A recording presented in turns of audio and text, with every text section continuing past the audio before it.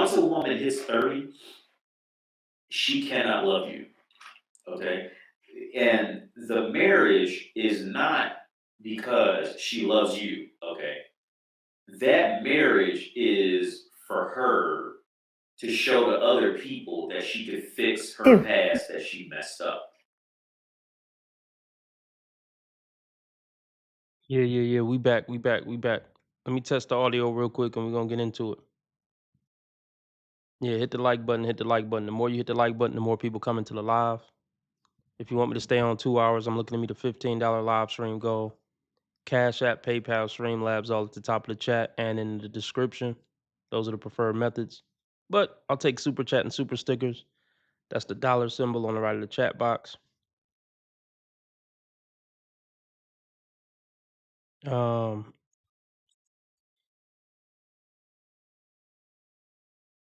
yeah, whatever you can give is greatly appreciated. $5 makes you the live stream sponsor, king or queen of the stream. Sucks in 2026. I look crazy. Finally gave in because I wasn't going to let anybody ruffle my feathers or get in my head, and here we are. Oh, dating sucks. I look crazy right there.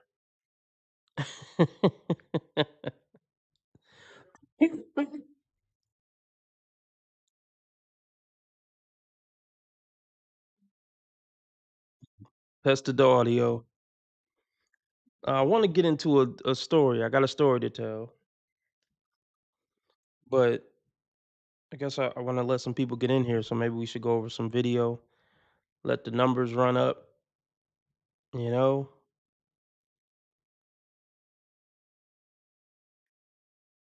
Before we get into it, let me test out my new outro. Everybody hit the like button.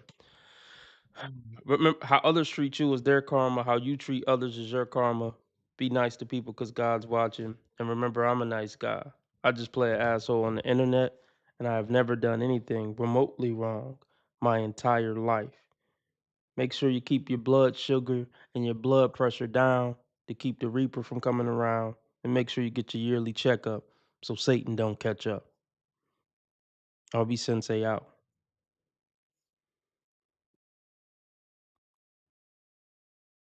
Yeah, that's the new outro. Hope y'all like it. So let's see. Hold on. Shout out to Spirit, Spirit, Spirit, Spirit, Spirit. Early stream, early stream. You know? Yeah, I got a story to tell, but ain't nobody in here yet. So we're gonna go over some videos and then we'll get into my story. It's a very interesting story. And I can't wait to flesh it out with you guys. I can't wait to see what y'all think.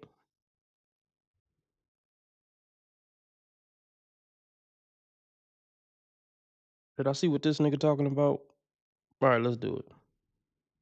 30 years old.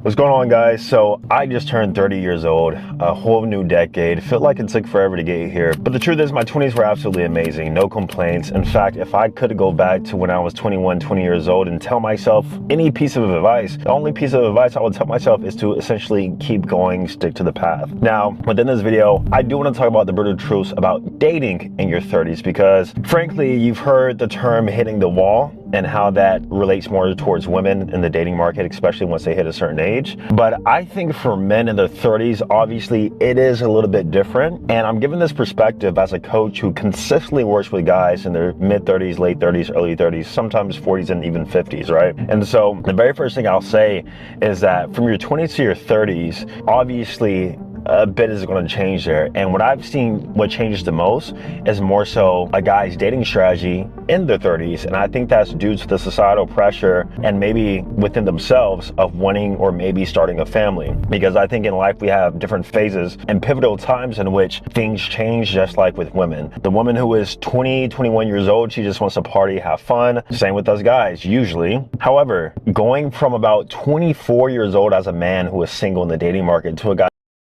I actually disagree. I don't think most men in their 20s, I mean, yeah, most top 10% men in their 20s just want to have fun and run through holes. I actually think most men, let's say top 10 to 20% of men might want to do that. Go to parties, go to bars, run through bitches. But I believe the other 80% of young men actually just want to find a girlfriend and, rock out with their girlfriend. But let's continue.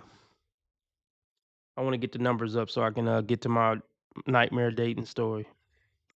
Who was in his early 30s. For the most part, based on what I've seen, guys usually want a serious relationship, and I don't think there's anything wrong with that. And the reason is because I do believe men also have a biological clock, just not in the same way that women have it. For example, if we're talking about purely biological clock from our sperm quality and our ability to have children without any complications very smoothly, I think the best ideal range for that is actually between 30 to max about 38. So it is a window, but at the same time, It's not really a window, bro.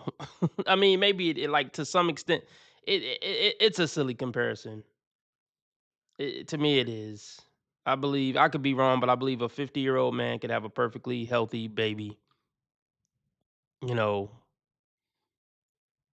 with a woman in her 20s or early 30s, preferably early 20s.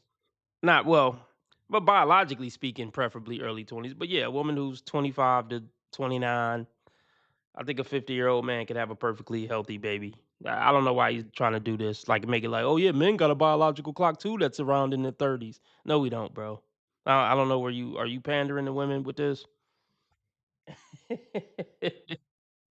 Like, and this whole thing about, okay, yeah, when men get in their 30s, they want to have a family. Okay, well, hey, you better go find you a 18 to 24-year-old. Like women over 30 are pretty much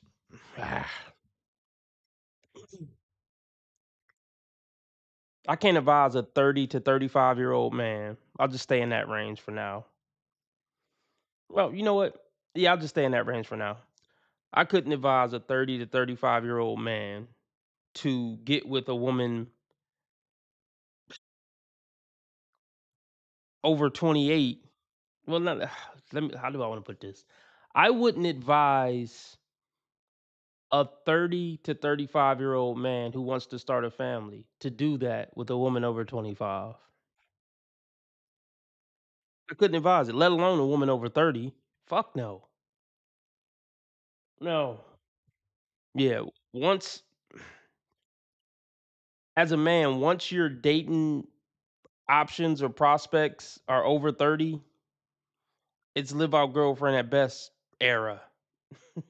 Well, as a man, once you can no longer realistically pull a woman in her 20s to start a family with, just fuck it, adopt or something if you want kids that bad.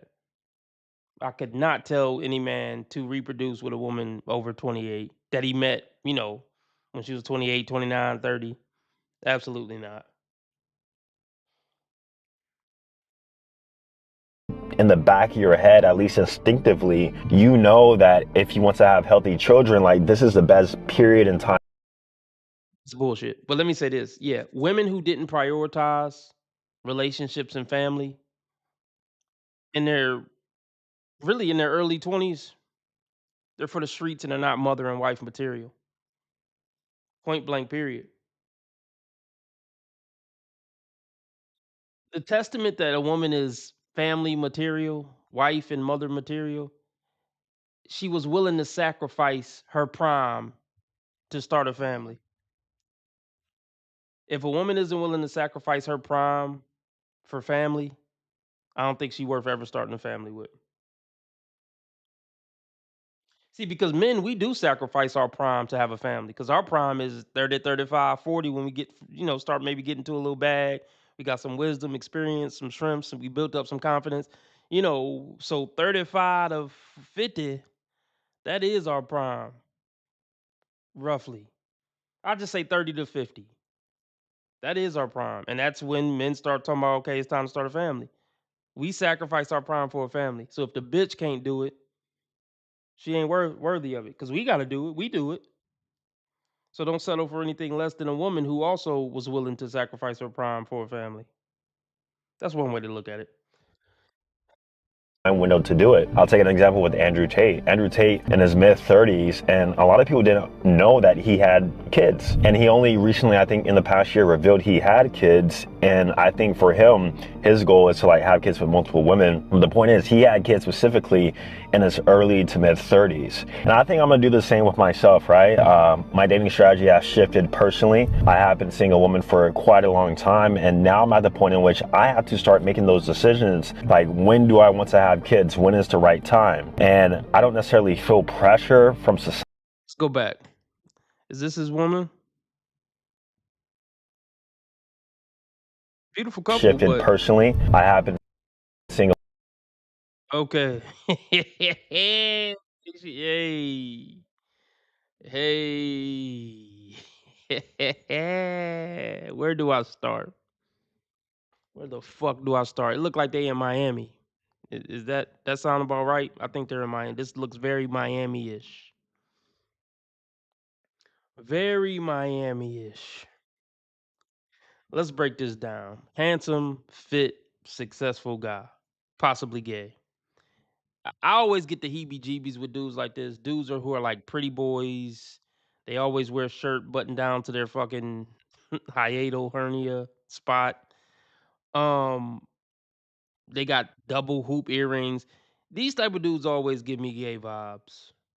You know, he got that feminine bracelet on, kind of like a feminine herringbone a little bit. Niggas like this give me the heebie-jeebies, but we ain't gonna go there. Hey, look, I don't know what is. I ain't gonna say he gay, but I just had to throw that out there. So, handsome guy, fit, rich. He's the stereotypical Tyrone, right? High value Tyrone black man. Okay, now let's check her out. I want to compare value. She probably got a flat chest. She might have a nice ass. It doesn't look like it's that crazy, but she's fit. She looks pretty from this side angle. So, far as from the physical standpoint of things, this is a match physically. Far as everything else, I just want to talk about how much of a big mismatch this is in every other area of life. Look, men like this, how can I word this?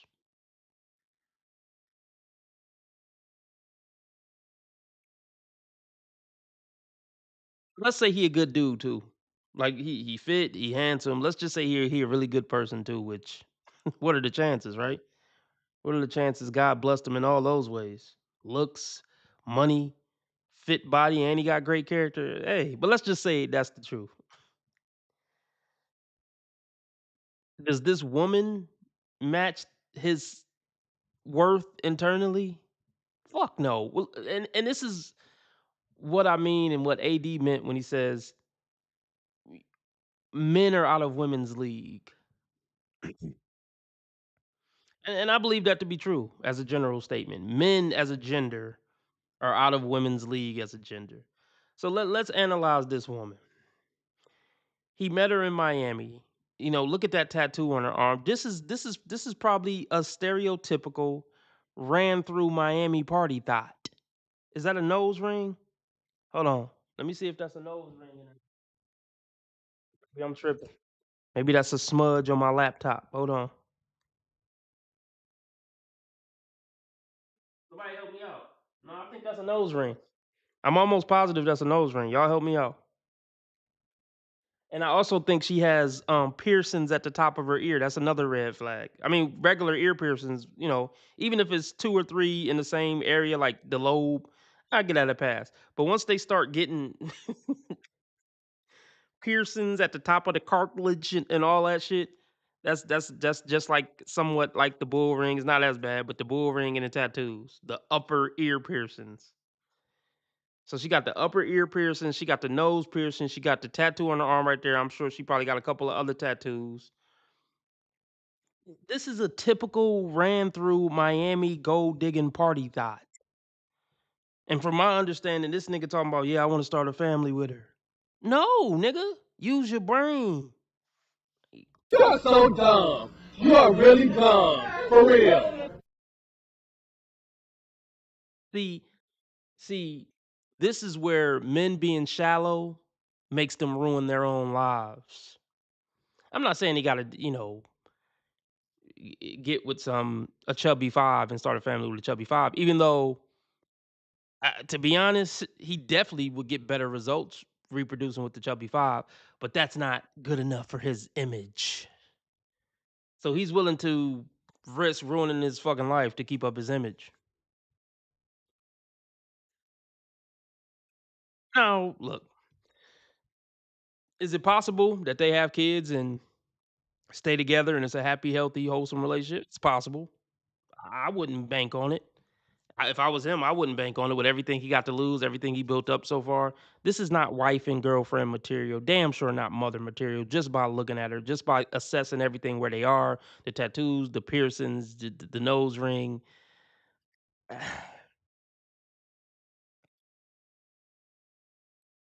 How old is she? I mean, he's 30. I wouldn't be surprised. She doesn't look, her face doesn't look from this angle super youthful. She looks like she's 20. She looked like she in her 30s. I don't know how old she is, but if I had to assess just looking at her, she looks like she could be 30, 35. Really 30. Really, she look older. Like the skin, I'm just looking at everything. She looks like she could be anywhere from 35 to 40. This doesn't look like a woman in her 20s at all. I'm looking at the lines in her, like by her mouth, the neck. This doesn't look 20s nothing. She's not 20s nothing. She's in her 30s. But granted, I don't know how long he said he's been seeing her. I don't think he said that long, like 5, 10 years. I think he said the past few years or something. So no, this is a post-wall. I'm just assuming. I'm assuming this is a post-wall, ran through, damaged red flag thigh. And you would think men like this who run through hoes in Miami and stuff and who got money and who around these tramps all the time, these 2-bit tramps all the time, you would think and look, I'm just talking my shit. I don't know this woman, God bless her. She's a child of God. I wish her peace and tranquility. But this is just educational and entertainment. It's nothing personal against the sister. I don't know her. She might be a swell woman. But we're looking at the bigger picture here. Look, I think y'all just get my point. Let's just continue. The same with myself, right? My dating strategy has shifted personally. I have been seeing a woman for quite a long time, and now I'm at the point in which I have to start making those decisions. Like, when do I want to have kids? When is the right time? Okay, he said he's been seeing her quite a long time. I don't know what that means. I don't know what quite a long time means. He said he just turned 30, so maybe 5 years. Maybe 5 years, but even still, that doesn't give me wife vibes. It just doesn't. But let's continue. And I don't necessarily feel pressure from society, but if you're with a woman, especially if you're with a woman who's in between the ages of, say, 25 to 29, you almost have to negotiate your timeline in the sake of their timeline. And it makes sense, right? A woman. Is this camera on me? Yes, it's on. That's stupid. Use your common sense.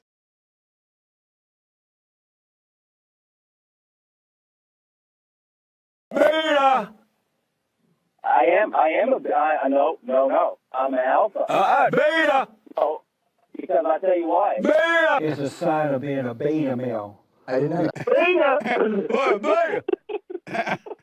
Yeah, see, he need a consultation with RB Sensei. The typical trap that they put us in. Well, she's 25 to 29, so she getting around 30. So I gotta. What did he say? I gotta sacrifice my timeline in sake of her timeline, or I gotta work around her timeline because her biological clock ticking. Nigga, no. The world is your oyster. You sitting in a Bentley at 30, handsome black man, fit. No, nigga, you don't gotta mold to what a bitch want or what a bitch. No, bro. See, this is why men should never be in love. This nigga a king of the universe talking about I gotta work with her schedule. No, the fuck you don't, nigga. That shit don't even sound right. Her clock ticking, so I gotta shit her get off the pot. Nigga, oh my gosh. Okay, you know what? Let me reframe that. Okay, let me reframe that. See, this goes back to what I said the other day about never being afraid to lose a woman. And I almost would say I don't like the idea of a man being in love, because a man being in love is kind of inherently being afraid to lose the woman. Who want to lose their love, right? Who the fuck want to lose their love, the love of their life? But see, this goes back to a scarcity mindset or an abundance mindset. So even though he rich and handsome and fit, it still seemed like, I don't know. It seemed like he believed in that soulmate shit. Let's go back to her. This I'm wrong for this, but let's go back to her. You don't think there's 1,000 light skin or Latina bitches with tattoos and nose rings running around Miami? You really think there's something so special about this chick that a handsome, fit, rich black man won't be able to get another one of these? You telling me there's something so spectacular about her personality and her intellect and her character that you like, nah, I can't let this one, man, get the fuck out of here. Maybe I'm being too harsh. Okay, maybe I'm going down the wrong path. Okay, look, I'll say this. It seemed like he been having it his way for, he said he just turned 30. See, I don't know how long he been having it his way. Let's look at his channel, because that plays a part in my analysis.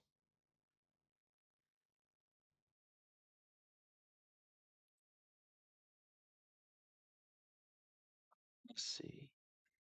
I got a nightmare over 40 dating story. So we got about 20 people in here. So I'm about to get started with that here shortly. I got a over 40 nightmare dating story about a woman I know who's over 40. And I can't wait to see what y'all think about it. Rare Breed, shout out to y'all. Let me know something in the chat. I want to know who rocking with me in here. Spirit rocking with me.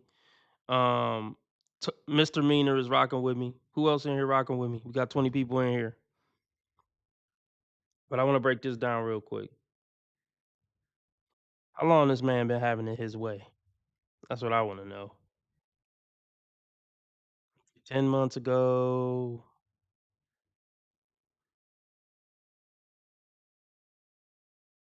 2 years ago. Yeah, seemed like he doing his thing. Hold on. 3 years ago. 377,000 views 3 years ago. 4 years ago. Can we get, okay, 5 years ago. 159,000 video from 5 years ago. This man been having it his way for a long time. I can't believe I bought this $15,000 watch 5 years ago. Yeah, this man been having his way a long time. So now we got a little bit more context.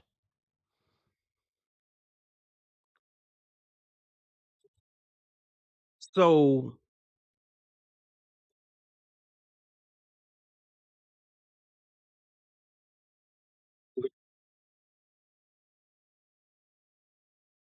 when he met her, he was the fucking man still. And let's just say she was 25. Let's give her the benefit of the doubt and say she 30 like him. He was 25 having it her way, having it his way.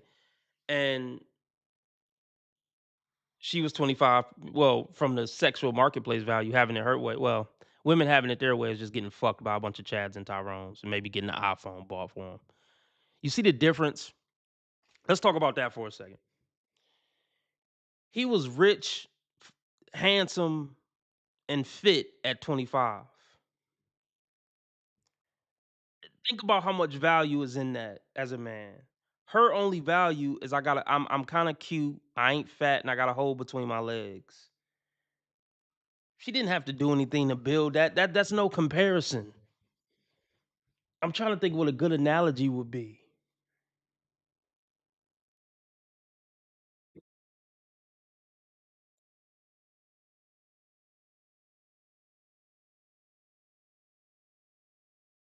This probably isn't a good analogy. I guess I would say like somebody who hit the lottery for 5 million and somebody who built a $5 million company.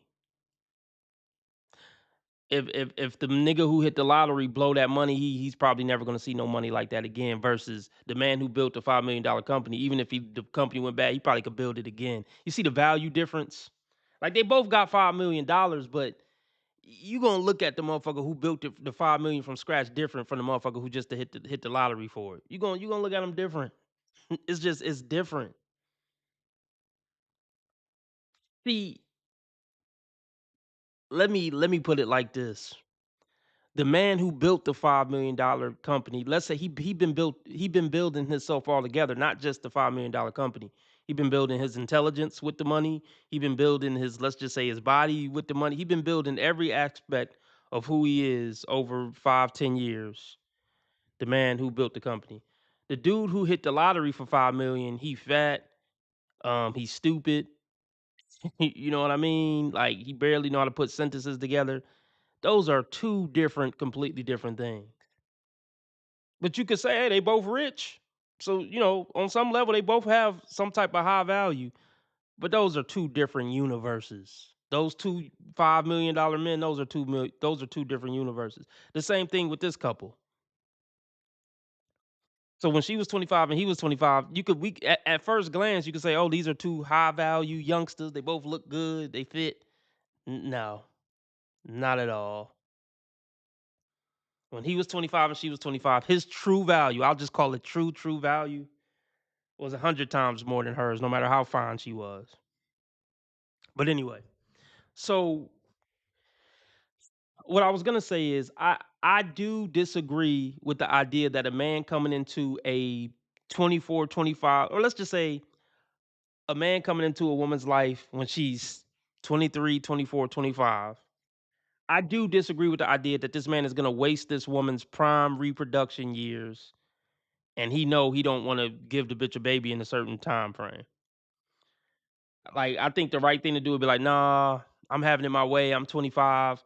I don't want to have kids till I'm like 37, and you gonna be 37, and I know you want kids in your 20s or something. So I ain't even gonna hold you up, baby. I don't believe in like tricking women and like wasting their time. I don't believe in that. So if you a man and you having it your way at 25, and you get with this young woman who 25, y'all need to be on the same page if y'all gonna get in a relationship of, okay, yeah, in 5 years, we're gonna have our first kid when you 30. Y'all need to be on the same page. I don't believe in wasting a woman's biology. I will say that. But my thing is this, and maybe you didn't have the foresight, I don't know. But at 25, I mean, to each their own, but if I was rich, handsome, and fit at 25,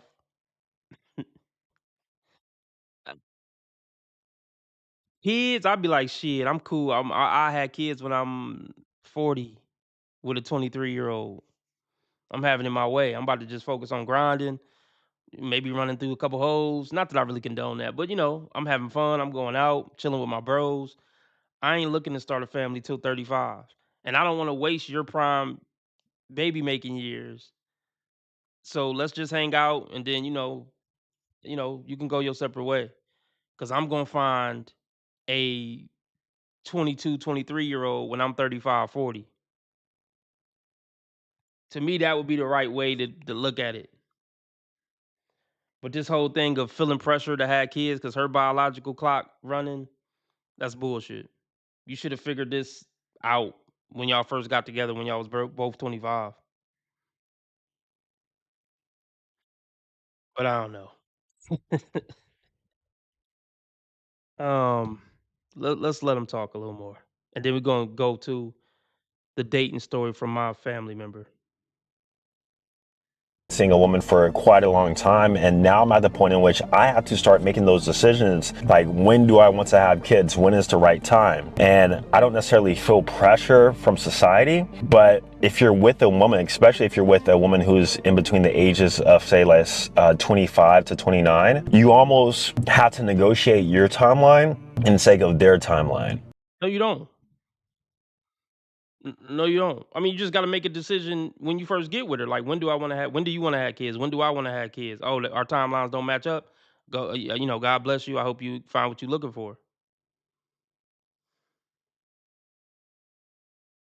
He'll be fine what you looking for. I mean, really, honestly, when he was 25, since he was having it his way, I know I keep fucking saying that.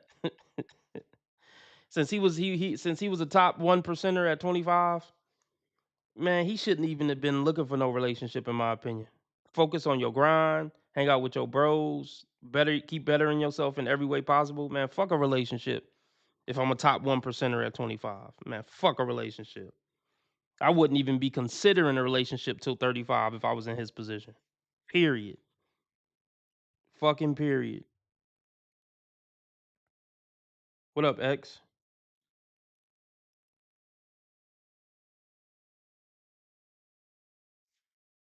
And it makes sense, right? A woman, like, when she's 32, 33, 34, you know, every year after 30, it's going to be harder and harder for her to have kids. And so it's like, if you are with a younger woman or even a woman the same age as you, you really have to start making those decisions and understanding what you really want out of life. Do you want to just be a true red pill player guy, casually dating, rotations all around the world, free agent lifestyle, shout out coach? Or, like, do you want to build some sort of family structure, family dynamic, but just in the way that also protects yourself? And I think that's where I've realized and what I've wanted, and that is I've always wanted kids. I've always wanted some sort of family dynamic, but in the past 5-6 years, the only thing that has turned me off is the idea of marriage. Outside of that, I'm pretty open for everything, assuming that I met the right woman. And lucky for me, through, you know, my dating strategy and all the things I teach within the Romeo Effect, I've learned and understood what that right woman is, and she's been in my life for nearly 5 years now. Now, if we talk about pure peak sexual market value, I do believe for men it's going to be at a peak, meaning the best combination of like our looks, our money, our career, our respect, our confidence, our wisdom is going to be between like 35 to 38. I think that is like the sweet spot. No, I don't. No. I'll just say 40 to 50. I'll say 40 to 50 if I had to. So, okay, through all your years of game and learning women and this and that, somebody type 357 in the chat. All your wisdom and red pill this and red pill that. Is this her, bro? Or was this just I hope this is just a stock, not a stock image, because I know that is you, but I hope this is a picture from one of your player days or something, and this isn't the actual woman that you're referring to. I'll just leave it at that. But let me tell y'all this story real quick. From an older woman I know. Maybe it's not a family member. Maybe it's a family friend. Maybe it's a friend of a friend. Who knows? I know I said family member, but keep it vague. Okay. So this is the older woman I know. She's pushing 50. Bob Overlord. How old are you, Bob Overlord? You're saying 6'7", 6'7", 6'7", which is cool. I'm not roasting you for saying 6'7", but I'm curious how old you are. I like when I have a certain demographic in here. So can you tell me how old you are, Bob Overlord?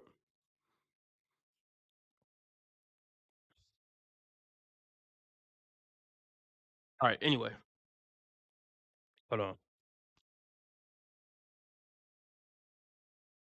Hold on. Let me go get something to drink. I'll be right back.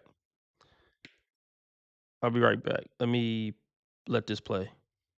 Nearly 5 years now. Now, if we talk about pure peak sexual market value, I do believe for men it's going to be at a peak, meaning the best combination of like our looks, our money, our career, our respect, our confidence, our wisdom is going to be between like 35 to 38. I think that is like the sweet spot as a man in life overall. And going back to the point of hitting the wall, guys in fact do hit the wall, it's just later. So for women it's 29, 30, for guys it's about 38, 39. But at the end of the day, we all gonna hit a wall. Father time is undefeated. Even looking at pictures of myself 5 years ago, I look a little different. Like I look slightly younger back then. I had more of a youthful charm to me now versus I look more serious and more mature, but there's nothing wrong with that. Now I would say too, the amazing part about dating in your 30s is that you still have access, if you are single, to women in their early to mid 20s without any sort of friction, meaning that your age still isn't a problem. You know, that's why I feel like, and especially working with guys in their 30s, it is the absolute best time to actually capitalize on the dating market in itself. For one, your competition is a lot lower. You guys think that these guys are out here, you know, looking their best and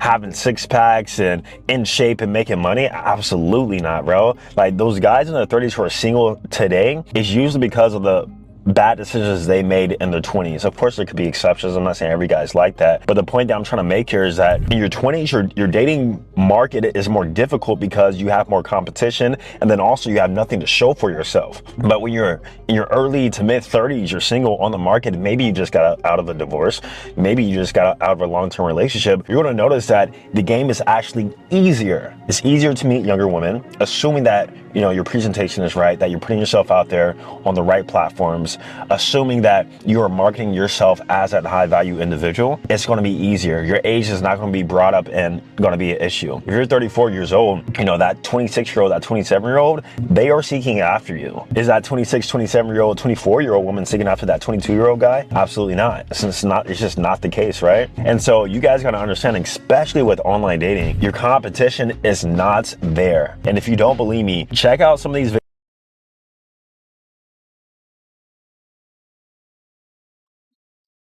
Let's get into what y'all all came for. Shout out to the 35 people we got in here, but y'all disrespecting me. You know, I don't understand it, so I'm gonna take it as disrespect. It's 35 people in here, it's only 12 likes. Please take your fat ass finger and hit the like button. Rest in peace, Simple to P. Please hit the like button. Now let me tell y'all this nightmare dating story. Okay, a woman I know pushing 50.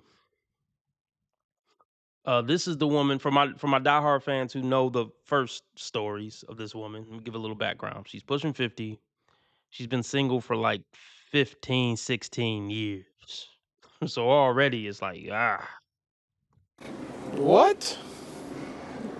What are you talking about? some more context. This is a woman who is extremely attractive, like Halle Berry attractive, which is kind of what makes it more sad that her dating life has been kind of somewhat of a nightmare. Um, anyway, been single like 15, 16 years. Okay, so one day she called me, or we were talking, whatever. One day I was talking to her. At this point, she was in her, let's just say, mid 40s. And she said to me, RB, maybe I do want a relationship with a man. I'm like, what the fuck? Now, you're mid 40s. Now you had the epiphany of maybe I do want a serious, relationship of consequence with a man. Baby, you 20 years too late to have that epiphany. See, these women go through life and it's just they see men as an afterthought when they're young and cute and they're living life and they're buying cars and houses and they got their job. They just see men as like whatever. It's just an afterthought. So now, but yeah, especially black women in their 40s and 50s, like, oh yeah, where my, you know what? I do want a husband. Where he at? It don't work that way. It don't work that way. But anyway, so I thought that was absurd when we had that conversation in her mid 40s about, oh, maybe I do want a serious relationship with a man. Anyway, so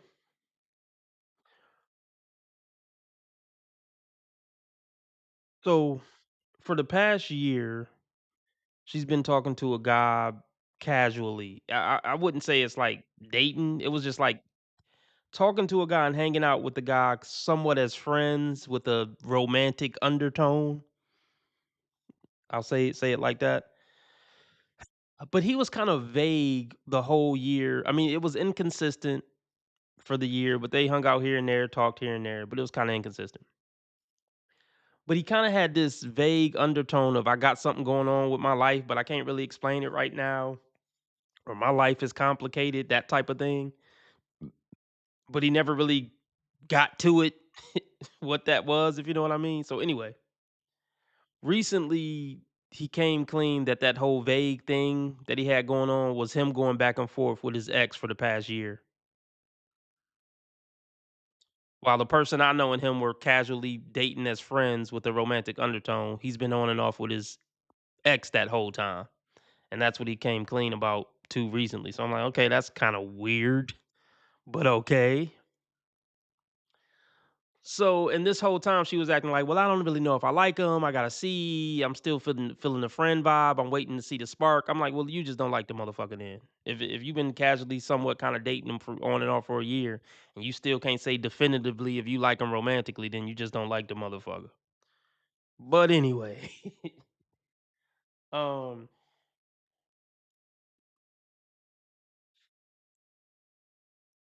the long story longer, within the past few weeks, they've made it official. All right. So in her late 50s, for the first time in 15 or 16 years, she has a boyfriend.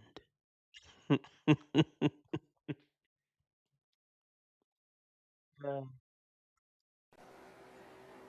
God, you're sick.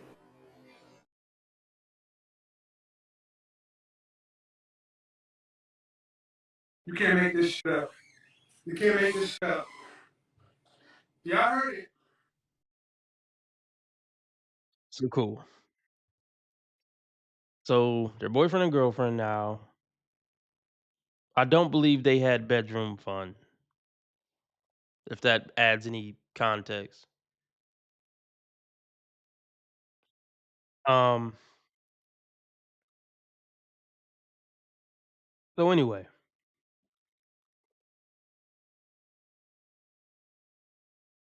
this was something that happened, let's just say, I'm not gonna say when it happened, but let's just say it happened within the last 2 weeks. Okay? A situation happened where the woman I know, we'll call her Temple, or we'll call her, yeah, Temple. The woman Temple, she has her own home, own car. Um, she got her own life, as I would expect a woman would at you know f- damn near 50, right? She has obligations, jobs, family members to take care of, possibly sick relatives to take care of, nieces, nephews to watch, a whole full life, a whole full stressful ass, often overwhelming 50 plus year old life, like a lot of people. So keep that in mind. Now, here's the thing: women want a man to come into their life and make it better. Like, a woman looks at it like, okay, if I have a man in my life, all this stress and bullshit I got going on in my life, a man's gonna come in and um a man's gonna come in and make it better. That's what a man's for. To help me with money. A man equals money, a man equals protection to women, and a man equals problem solver to a woman. That's what they associate with a man being in their life. So I kind of want to watch this. So let me pause this. We might get into that after I tell the story. But I do want something to play in the background. So anyway, let's get back to the story. So keep all that in mind. And also keep in mind, I don't know if she really liked this guy or if she just it's time to just get some help in her life. And that's really what it is. Women over 30, 35, 40, they ain't looking for love. They looking for help or they're looking for a retirement plan. You know what I mean? They're not really looking for love. They looking for somebody to come take this burden off their back at this advanced age, usually at these ages. So anyway, let's get to the crux of the story. So she is shoveling her snow in the morning. One day in the past 3 weeks, it stormed real bad, and she was shoveling her snow. So they're texting. She's texting him like, "Oh yeah, I'm just shoveling my snow. You know, it's a lot of snow. Yada yada yada. I'm shoveling it." He says something to the effect of, "Oh, let me say this real quick. They live within driving distance. I'll just say that they live close enough to where it's not a big deal from her to drive to his house, him to drive to her house. They live within that a fairly close range. I'll just throw that out there. So whatever. She's shoveling her snow. She's texting him, and he says something to the effect of, "Oh, I was gonna surprise you and shovel your snow this morning." Okay, let's stop there. Let's just stop there for a second.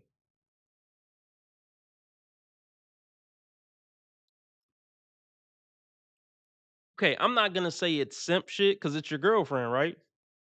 I don't know if I could say it's simp shit. What up, Persian Warrior?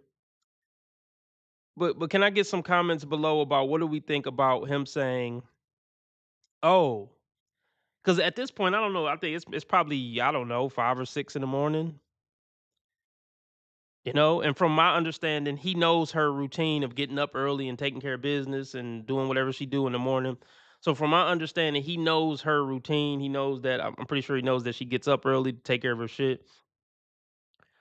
So I'm not sure when he was planning on coming to surprise her by shoveling her snow. So that was a weird, in a sense, that was a weird statement, a little bit. Uh, but what do we think about that? Him coming, I guess his intention or fake intention or just capping, claiming that that was his intention. What do y'all think about the idea of this 45-plus-year-old man coming to wake up in the morning and shovel his 45-plus woman's snow before she woke up? It's a gentlemanly thing to do. Would y'all do it? Is it too much? What, any opinions? I mean, I don't know. I can't say it's simp shit because that's your girlfriend, right? I don't know if I can say it's simp shit.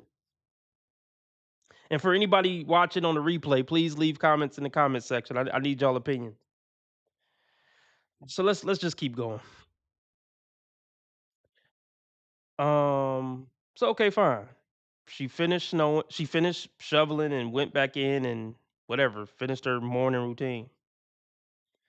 So I guess they text later, a little bit later, and this is the point where he's shoveling his snow.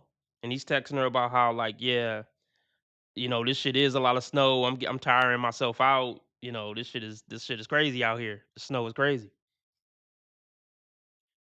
So I guess he says, because this is going to be important in the story. I guess he says,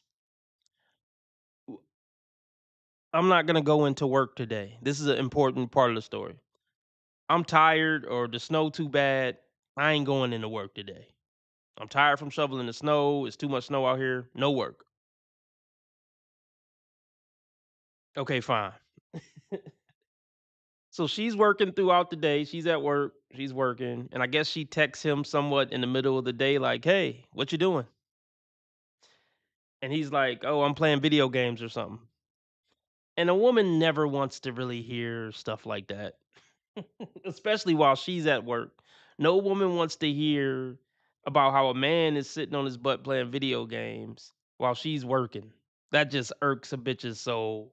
Just like the whole thing about women don't ever want to see their man um comfortable or laying down on the couch. He always gonna find, well, you need to be cleaning out the gutters or something. Like, women don't ever want to just see a man just relaxing and happy and not doing work. It pisses them off to see a man not working at all times or doing something to make them happy. Um.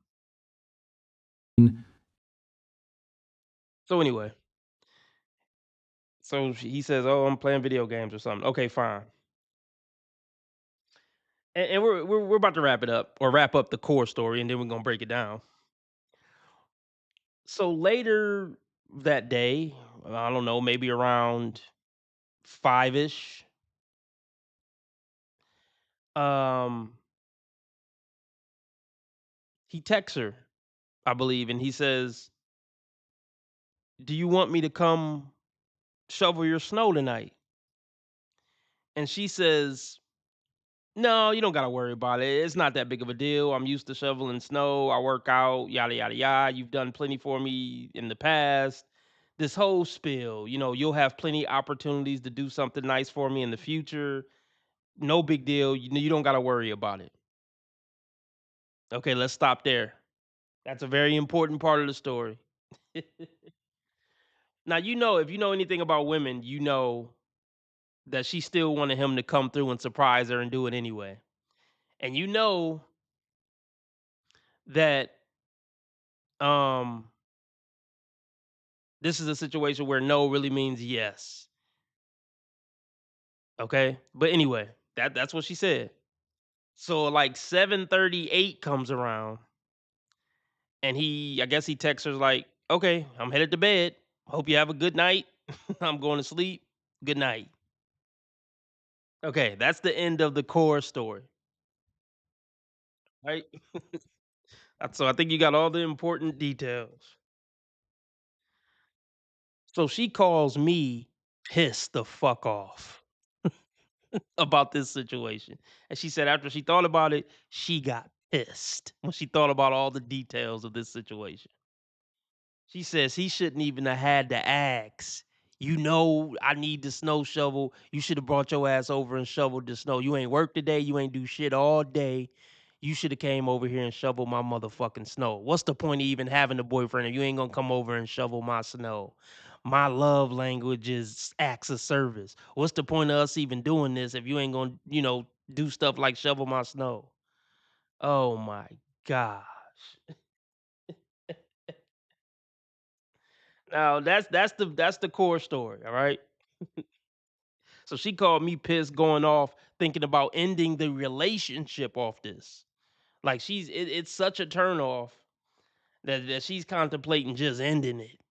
This nigga ain't stepping up to the plate. He ain't being a real man. This was his first test to show he a real man and he failed miserably. This is her mentality on this. So shout out to everybody listening to this story. So my question is, I need some opinions in the chat so far. Y'all have heard the core story. I'm trying to chop it up with y'all about what y'all thoughts. Bob says, if a woman says you need to be anything, she's talking about the delusion in her head. If that's happening, she stopped loving you and she's checking if you still love her. Well, in this situation, it's a little different. I mean, this is kind of a fresh. What you're saying has some truth to it, Bob. But this is like a fresh relationship. Hold on. Anyway, there's so many different elements to this. I don't know if it was necessarily. It was somewhat of a test. But anyway, she said she's been expressing to him for the past few weeks how stressful and hard her life has been, and she feel like, and this is just women's nature. She feel like, I've been telling you how hard my life is, nigga. Come help me fix my life. Come help take a lot of this load off of my life. I'm like, no, men don't sign up for relationships to take on all your burdens and problems and trouble. Like, why do you think men sign up for relationships for that? We know there's going to be some of that a part of it, but that's not the highlight of why we got into a relationship with you. And I told her, I'm like, y'all are two 50-year-old grown ass people with two completely separate lives. And I feel like you have expectations on them as if y'all are a married couple. Y'all been married for 20 years and y'all living in the same house. It's just not realistic. I had to break down to her, like, you're fourth in his life at best at this age. And I'm like, he got to take care of himself, his own well-being. He got his own house to take care of. He got kids to take care of. He got to go to work. So I'm like, you're fourth at best. You're fourth or fifth down the line at best. Because she said something about, well, why am I so far down the line? So I literally had to break down why she's so far down the line. But then I also said, well, you got a lot of shit going on in your life too. So he got to be understanding that he's probably fourth and fifth down the line as well. So y'all both kind of got to give each other grace. Shout out to Gary. He says, I'm 61 and 99% of women over 30 are invisible to me. Damn. Harsh reality. So like, and she feels, I told her like, you're entitled. I said it in a nice way, but I'm like, women just feel entitled to men being Superman and just never being that solid rock that never falters, that solves all your problem. I'm like, women do not have realistic expectations of men. We're not Superman. And here's another element of it. When you expect something from people, it takes away all appreciation. Because when you expect it, you're like, oh yeah, that's just what you're supposed to do. You don't get no cookie for that. So women want a man to come into their life and be Superman, but also not get appreciation for being Superman. Like, oh yeah, you saved me from falling out of this skyscraper, but nah, you don't deserve nothing special for that. That's just what Supermen do. They expect us to be Superman and then get little, just a kiss on the cheek. Man, fuck that kiss on the cheek. You should be trying to mow my lawn, gag on my cock, all that. Like a kiss on the cheek from saving you from falling out of a skyscraper. And they think they really did you a favor by giving you a kiss on the cheek for saving their life. Like, so I told her, I'm like, all these expectations and it's little to little appreciation. Like, I just I don't think she liked this motherfucker because she said something that I told her was soul crushing. She said, if he's not doing acts of service, then I don't have anything to hold on to for the relationship. I'm like, well, if that's well, you don't like the motherfucker then. If he got to rack up a certain amount of slave hours for you to feel like it's something in a relationship worth holding on to, then you just don't like this motherfucker. And she laughed. And the reason she laughed because she knows it's true. She knows it's true. Now let me tell y'all another cold-blooded part. He said something about we're gonna lay up and watch movies this weekend. And she was like, nigga, I ain't, she didn't tell him this, but she told me this. Like, nigga, you didn't even help shovel my snow. Nigga, I'm not gonna be in the mood to lay up and watch movies with you when you couldn't even shovel my snow. So I'm like, yeah, this is strictly transactional now. I'll give you my affection if you making my life 50% easier and shoveling my snow and warming my car up in the morning and like this is that no what man want to feel like, yeah, I'll give you affection and love and I'll like you as long as you do, 20 errands this week. What kind of sick shit is that? Like, I just told her to end it. I'm like, just spare this man, because it sounds like you just looking for somebody to use and for it to be a transactional relationship, and you just looking for a man to fix your life and make your life oh so easier, and you'll ration out some femininity here and there and some affection here and there. That's an unfair deal. I told her that's an unfair deal.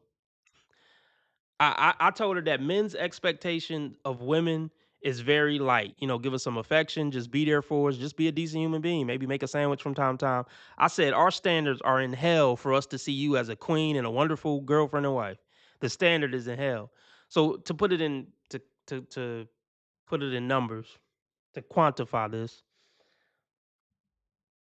men are expecting like three basic expectations of women, and women have 300,000 expectations of men. And I told her that. And I said, that's just not fair. It's just not fair. You shouldn't expect some man to come in your life at 50 and basically fix all your problems and take 50% of the load off your back with everything you got going on in your life. Watching nieces and nephews, taking care of sick elderly relatives. No, he didn't sign up to be in a relationship with you to do all that and maybe get some coochie once a month for all this trouble. No, that's a bad deal. I told her that's a bad deal. Just let that man go. Just let him go. Just let him go be free. And here's the thing. But let's go back. My question for y'all is, should he have shoveled the snow? Oh, let me say this. This is another angle. He acknowledged. This is kind of the. Let me just say this. I forgot this text that he sent her. This was, I don't know what time it was during the day. We did the whole timestamp thing, but at some point in the day, he said, you know, don't tell your family I'm a deadbeat boyfriend because I didn't beat you to the snow this morning. I didn't beat you to shoveling the snow. I'm not a deadbeat boyfriend. I know that that's something I'm supposed to be doing. So, see, this is what I want y'all opinion on. So he acknowledged, in a sense, that he was wrong for not shoveling. In his mind, he was wrong for not beating her to the snow or shoveling her snow. So in his mind, he feel like he failed as a boyfriend. But then I guess he had a chance to redeem himself that night, and he didn't do it, even though he asked to do it. So this is it's a it's a shaky situation that you can have multiple different opinions on. Um. Oh, I asked her this question too. I asked her, okay, so hypothetically, if it snowed hard for 2 weeks straight, and let's say you got a shovel in the morning and you got a shovel again at night. So for 14 days, that's 28 shovels that need to be done. So I asked her, okay, since you got a boyfriend now, how many of those 28 shoveling jobs do you think your boyfriend should be responsible for? And she said all 28. I'm like, oh no, you tripping. You tripping. And I'm like, well, don't he got a job or something? She's like, well, if he can't do it, he should hire somebody to do it the days he can't do it. He should be responsible for all 28. That's a man's job. I'm like, nah. You a strong, independent woman with your own house, your own car. You've been shoveling your own snow for how many years now? Essentially, because she said her past boyfriends ain't shoveled the snow either because they live too far away or X, Y, and Z. So you've been shoveling your snow for 50 years, and now you expect a 50-year-old man to come in and never let you touch a shovel again? Nah, it don't work that way. I basically told her, you 50 years old. You need to have the mentality of, yeah, he could do a favor for me here and there. He my man. But you need to have the mentality that you're gonna be taking care of the responsibilities of your life solely, you know, until at least, well, really for the rest of your life to some extent. Even if y'all move in and get married, you're still gonna have to carry a certain amount of weight of shit that's going on with your life. But basically what I said is,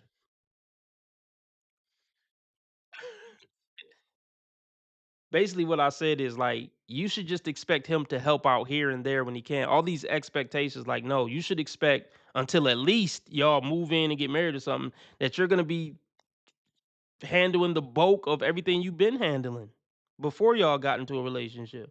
I'm not saying a man shouldn't do anything in his woman's life, but this expectation shit, yeah, throw that out the window. You 50 years old, lady, and you've been doing all this shit for 30 years, 30 plus years. So anyway, let me read some comments. Um, X says, unless a woman is pregnant, she can shovel her own damn snow. I mean, here's the thing. If I'm living with a woman, I'll shovel the snow. But I also don't want to live with a woman who feel like she can't touch a shovel.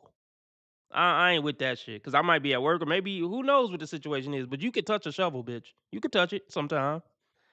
But no, I will agree. If I'm living in the house with a woman, which I don't advise a man to do, um, for longer than 5 years to raise the kid initially or something. The first 5 to 7 years to be in the kid's life in the house in those early developmental years. But yeah, I'll shovel the snow. I'll take out the garbage. I don't have a problem with it. We live together, hypothetically. Yes, I'll shovel the snow and take out the garbage and cut the grass or whatever.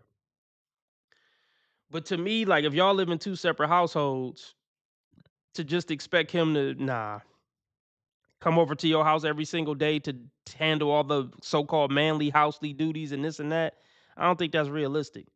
And here's the thing: they just got together a few weeks ago. This supposed to be the honeymoon stage, and you already talking about, nigga, you on the game. You should be over here shoveling my snow. Nah, that ain't the energy I want to feel in the honeymoon phase.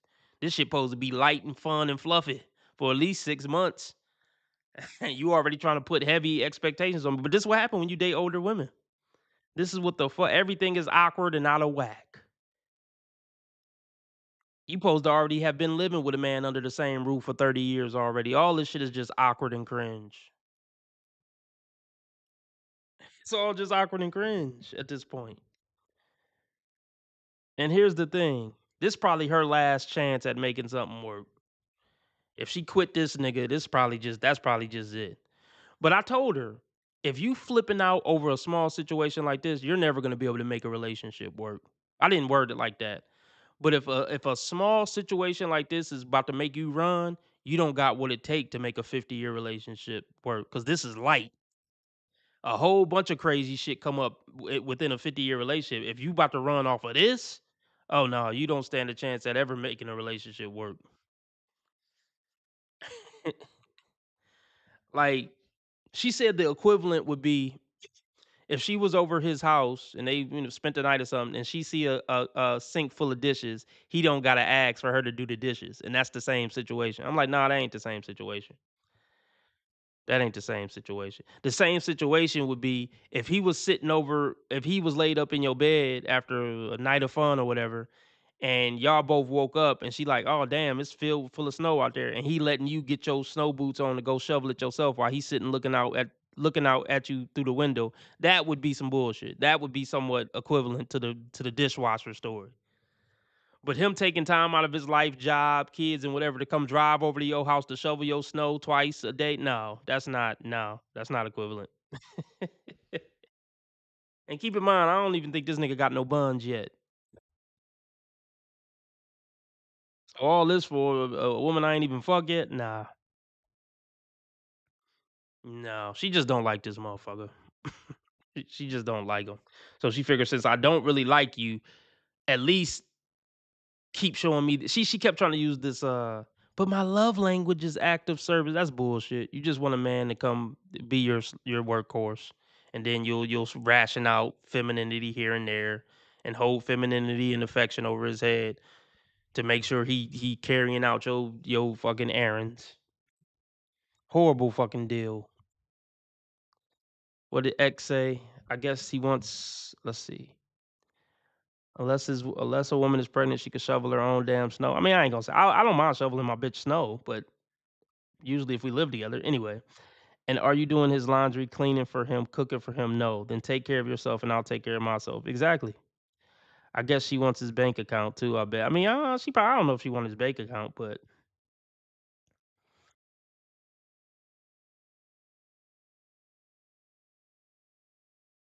I mean, basically, he says she's looking for an excuse to bail unless she makes him her bitch. Basically.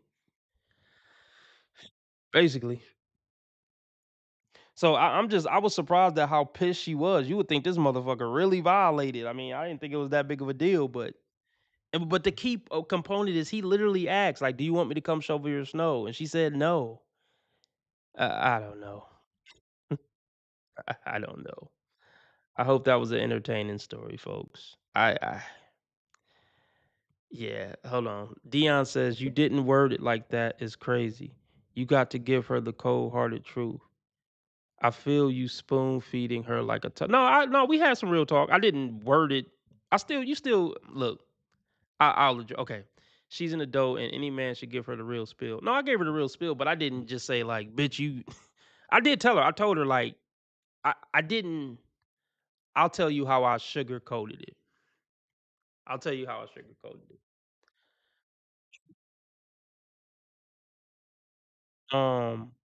I didn't say you will never make a relationship work. I said someone who can't get through a situation. I hinted towards it. I said someone who can't get through a situation like this stands no chance of ever making a relationship work. I mean, this is when you see situations like this is the difference between people who can make relationships work and people who can't make relationships work.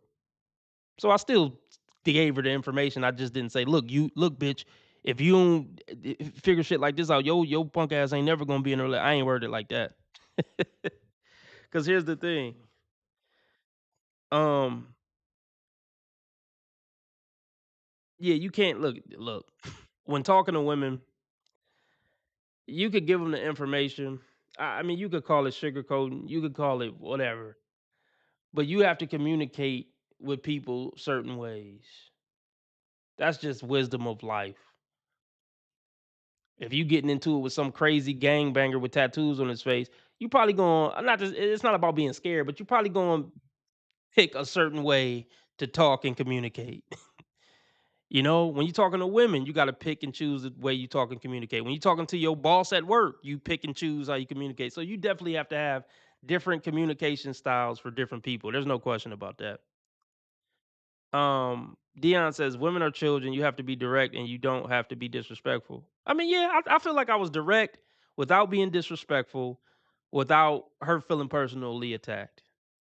I'm a send. I did it like a sensei should. You know, I got the information across without somebody getting super triggered and just hanging up, because then that would defeat the purpose of communication. Um, let me get that. Hold on.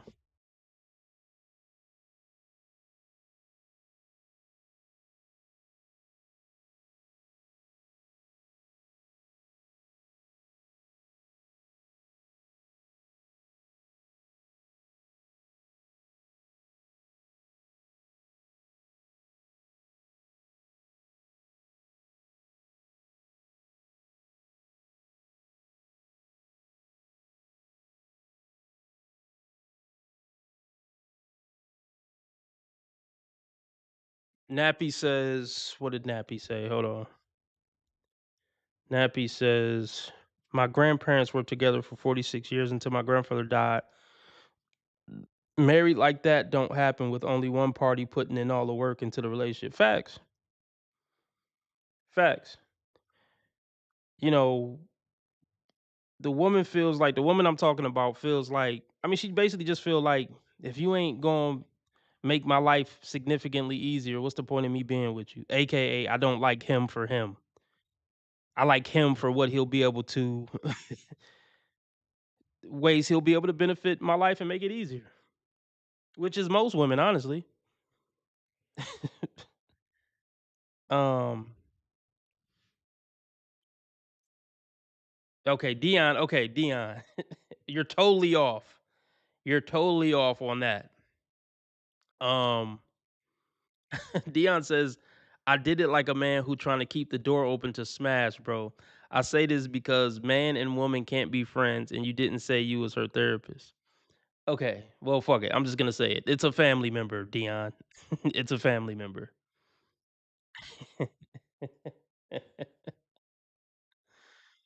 I'll just leave it like that. Um, and we talked about the whole idea that men and women being friends. Um, we just talked about this. Um, I basically said usually no, but I do think there are some circumstances where a man and woman could be friends. A circumstance where um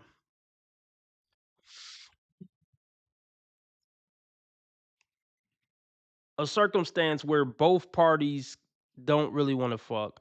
See, here's the thing. Men will fuck almost anything. Like, a man could fuck a woman who he didn't necessarily feel a spark with, and that's why it could be some confusion there. So there could be a woman who I technically don't want to fuck, but if she really just was throwing me the pussy one day, I probably would just take it. But that don't. But there's a difference between wanting to fuck and just taking it on a night she just threw it at you. So I do believe a man and woman can be a friends in some circumstances, like a coworker. That could be considered like a work friendship. Like, we're never gonna have sex. Like, I'm not interested in you. You're not interested in me. But we talk at work.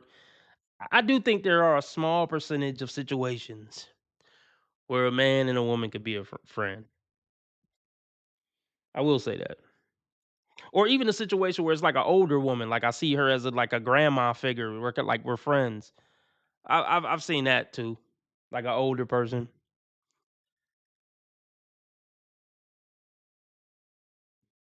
an older mentor friend type of situation.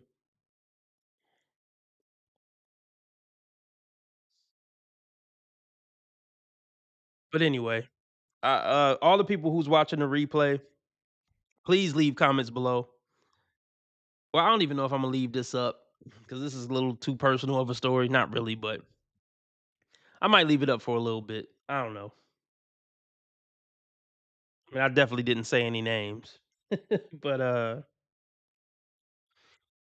don't know if this is still up. Rewatchers, definitely comment what you think about that story. Be a little nice though. It's a family member. Don't go in. I mean, you can go in on my family member vaguely, but not too bad. It's a loved one. Okay, Dion is really trying to break my balls about how direct I was in this conversation. Fuck it, we'll let him eat. I'll read it. He says, That should definitely make you be more direct because you want your family to have the best success possible. She seems to respect you to have these conversations, so keep trying to get her right.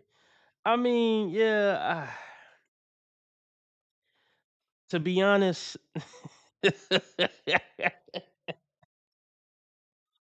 oh, to be honest, look, man, I did try to give genuine good advice to get her right and all that, but I even asked her at the end of the conversation, I'm like, I just gave you multiple different perspectives and ways to look at this. And I'm like, you didn't change any way that you looked at it." She was like, no, I took in consideration what you said, but no, I still feel the same way I felt at the beginning of the conversation. And I already know I mean, look, you can't change most people's minds, especially women. If they have a feeling, the keyword feeling, um, wait, what? Someone doesn't see family too often to say that.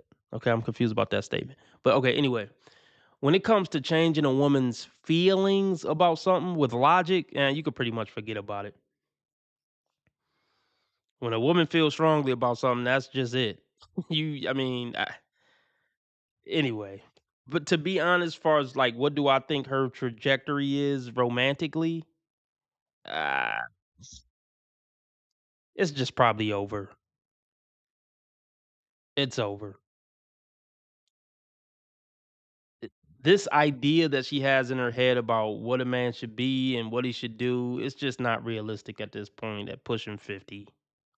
This tall, handsome man who gonna shovel her snow every night, and it's just not gonna fucking happen.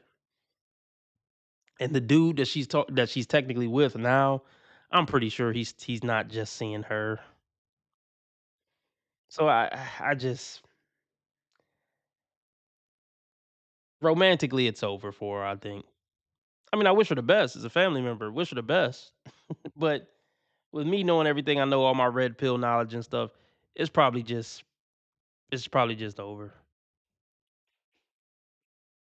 to be frank with you.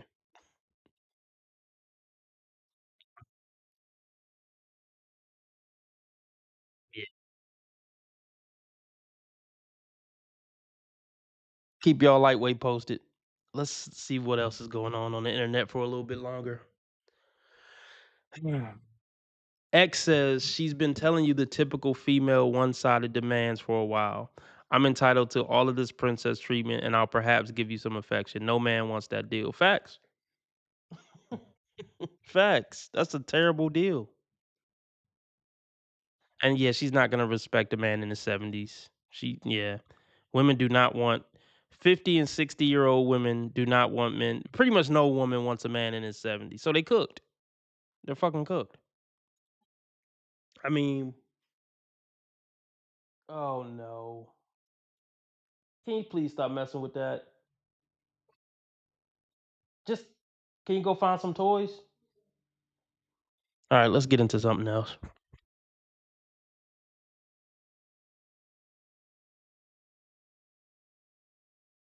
Came to my show by him. The whole situation started. Shout to Ant. You can engage as well. Go ahead, talk to me, boss.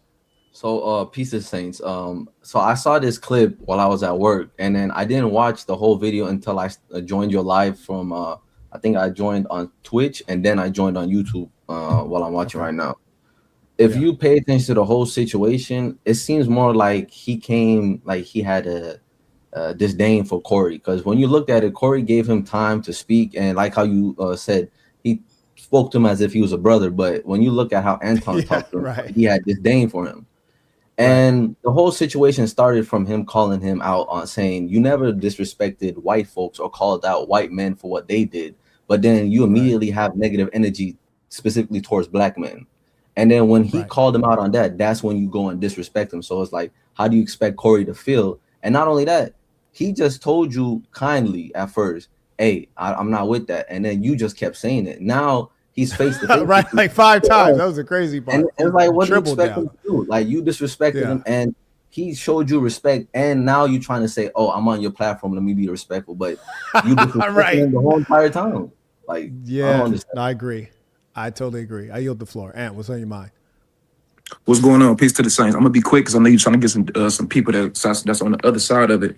anybody that's up here talking about Anton told him to go outside, what you don't know, Marquette, because you didn't get to that point yet, Anton has security with him. So I don't want to hear nobody talking about, thank you, exactly. So all you people that's in the chat talking about some Corey back down, Corey, but first of all, let me just say this. I don't. Okay, first off, I mean, look, y'all. I'm pretty sure y'all know what this is. What they're talking about. The whole Anton Daniels and Corey Holcomb almost fight. It's all over the internet. Everybody's reacting to it. Every black content. I haven't seen it. All the black internet was reacting to it. I think my reaction was the best, of course. You can check out my reaction somewhere on my channel under the live tab. But anyway.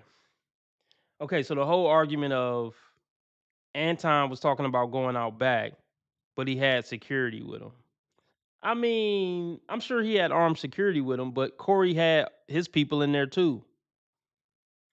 And I mean, I don't know if they were strapped, but I don't think having security with you mean that you wouldn't have shot a fair one. I mean, so I guess Ant is saying because he had security with him, he would have went out back and said, "Security, get him." I don't believe that to be true. I don't think that's necessarily true. I mean, what is Ant saying, that he was trying to get him to go out back so him and the security guard could jump him? I don't understand. Like, I don't think him having security with him, or even having your boys with him, don't necessarily mean that a man won't shoot a fair one. But let's continue. I don't think either of them are necessarily scared of each other, right? I'm 28 years old, so a lot of them. I think Anton in his 40s, and I think Corey in his 50s. I don't think either of them are necessarily scared of each other, but I think I don't think either of them necessarily wanted to fight. But if it go down, it go down. But at the end of the day, all that let's go outside talk. If I'm getting into a Marquette, and Marquette came to my show by himself, and I'm trying to get tough with Marquette, and I said go outside, and my 6'7", 310-pound security guard is there. Everybody tough with a security guard. That's all I want to say. So y'all can miss me with that whole Corey got punked. Man, he had a security guard. I don't want to hear that. Appreciate you though. That's all I gotta say. It's really not. I mean,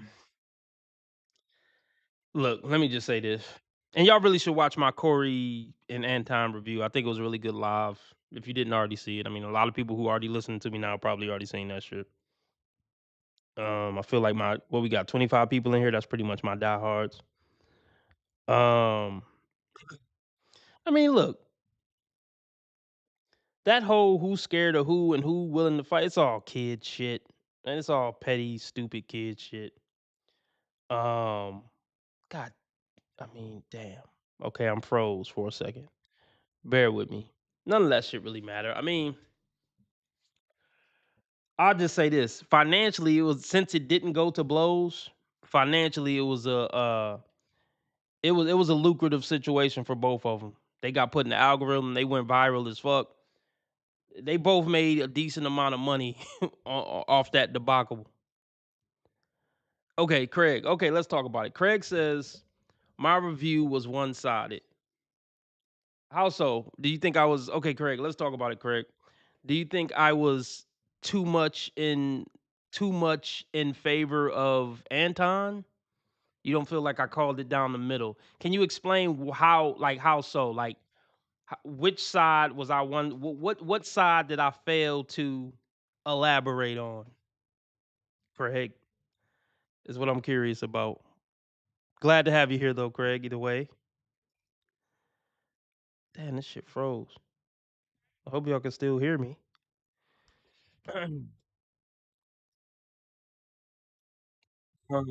So let me touch on it again. So let's start here. From what I know from listening to Corey and Anton, and I'll just say this. I think Anton is a more intelligent man than Corey. I'll start there.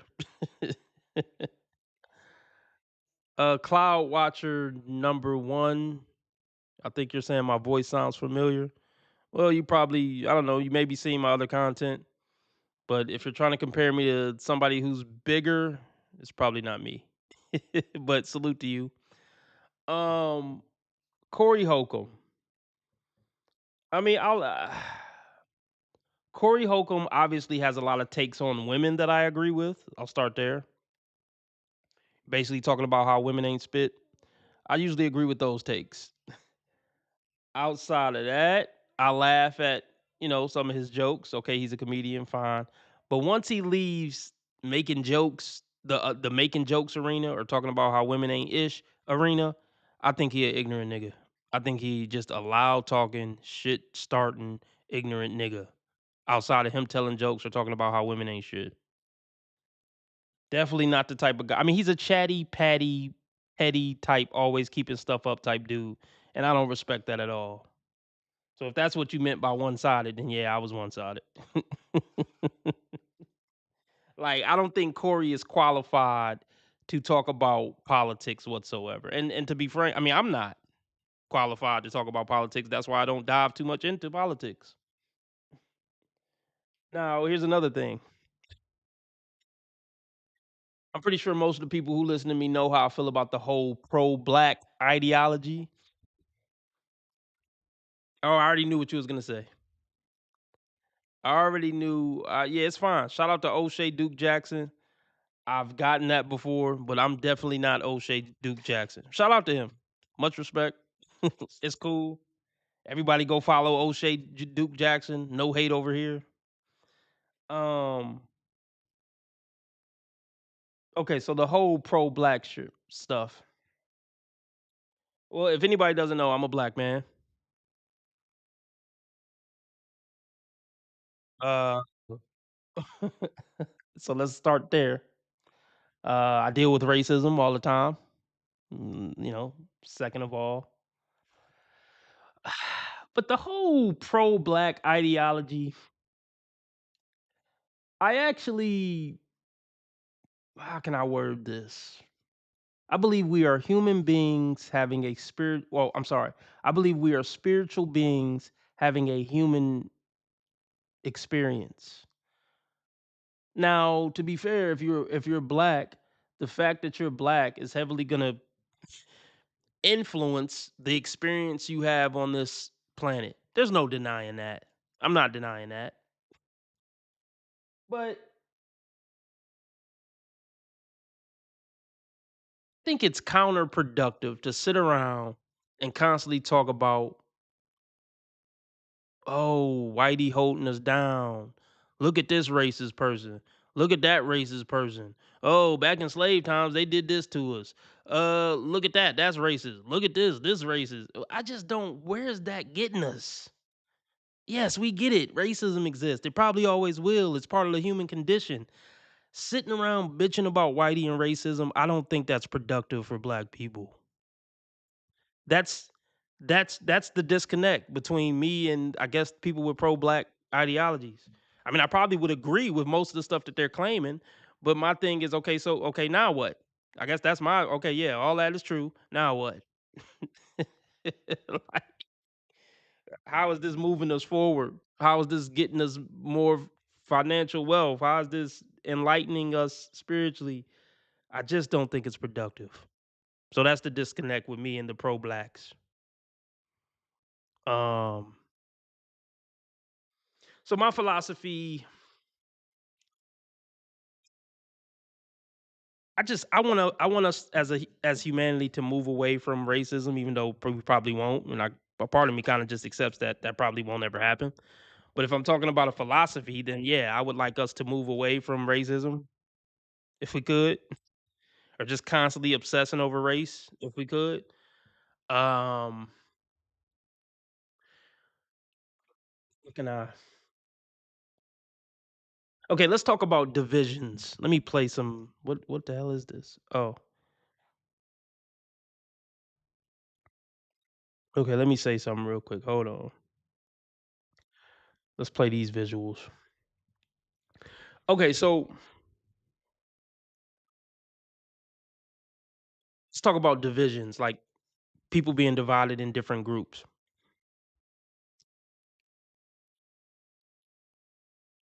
My philosophy is this. I think most people kind of ain't shit. I just think humanity, generally speaking, ain't really shit. Let's start there. Black, white, Asian, Mexican, just start there. So the important divisions, oh, hold on.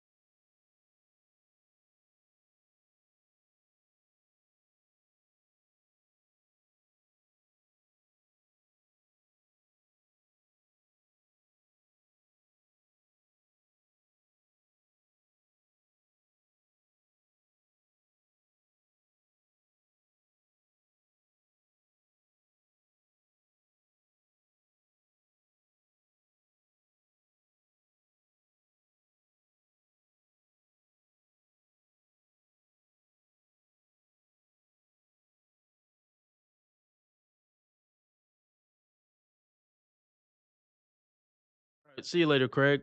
Did I lose everybody with that pause? Probably. No, we still got 25 people watching. Shout out to y'all. Okay. Let me read some of these Rumble comments. If it's your girlfriend, it's a nice gesture. I agree. RB, a means to an end, full stop. Yeah. It's a transaction, a business deal, brother. Yep. Horrible deal for men. Always has been, always will be. Yeah, pretty much. Bro, me, I'll do all that if she genuinely appreciates me. But I've never seen that. They expect it. Yeah, they definitely do expect it. Shout out to Nude Monk. He's a supporter, I believe. He's donated before. Shout out to him. If the butt isn't really big, I just can't be seen with her. Okay, shout out to Nude Monk. That shit is hilarious. If the butt isn't really big, I just can't be seen with her. That's the comment of the week, if not the comment of 2026 so far. Okay. Let me finish what I was gonna say. Okay. So I don't have a problem with certain groups looking out for their own. Or, I don't have a problem with groups of people looking out for their own, taking care of their own, and being interested in their people. I have no problem with that. My problem is when you gotta hate another group of people. You don't have to hate another group of people. So let me just say this.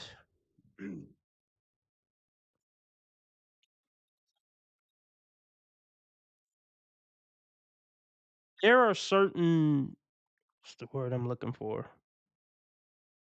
I believe we can be united under certain values. Okay? For example, let me just give a basic outline. Okay, that first value is just basic human decency. Okay? Basic human decency. and respect. Let's start there. If you can come to the table showing basic human decency and respect and prioritizing facts and logic and intelligence. So okay, so let's make the list. Let's just do this real quick. Let's do this real quick. Human decency. Let's see, human decency. Did I spell that wrong? Okay, human decency, respect. Be careful. Don't run with those because it's not safe. Just don't run with those, please. It's not safe. Okay. Human decency, respect. Let's just say science, so we can rule out all that 10,000 gender shit. Let's put science in there. Human decency, respect, science. That's just logic. Okay. Human decency, respect, science, logic. Y'all can help me out. Human decency and respect is huge. I mean, if we could, okay, science, logic. Am I missing one more? I think that's a good solid base right there. Y'all can let me know if I'm missing an important one. So I feel like most of the different factions can unify under these concepts: white, black, Jewish, whatever. The good people of all those different factions can come together and build a coalition of decent human beings. That's my dream.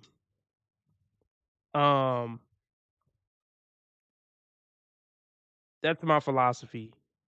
I don't believe in, how can I put this?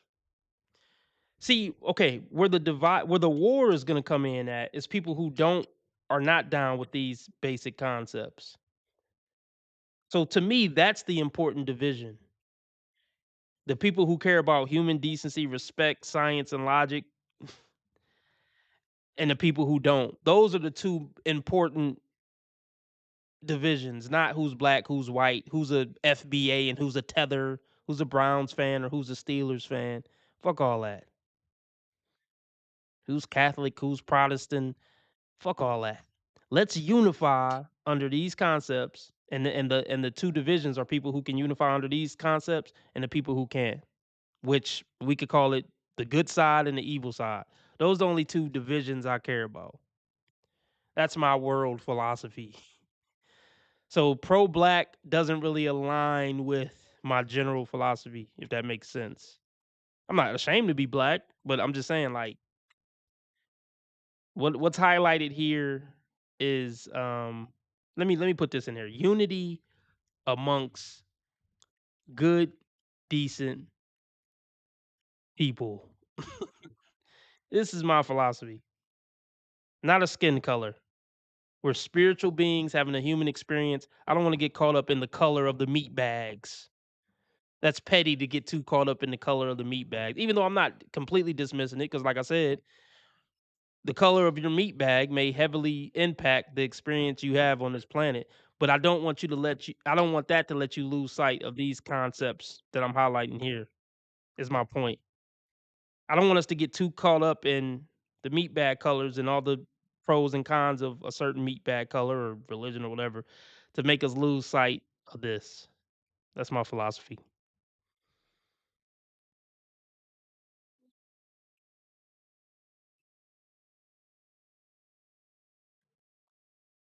I kind of wanted to see, what was that one video? Is there?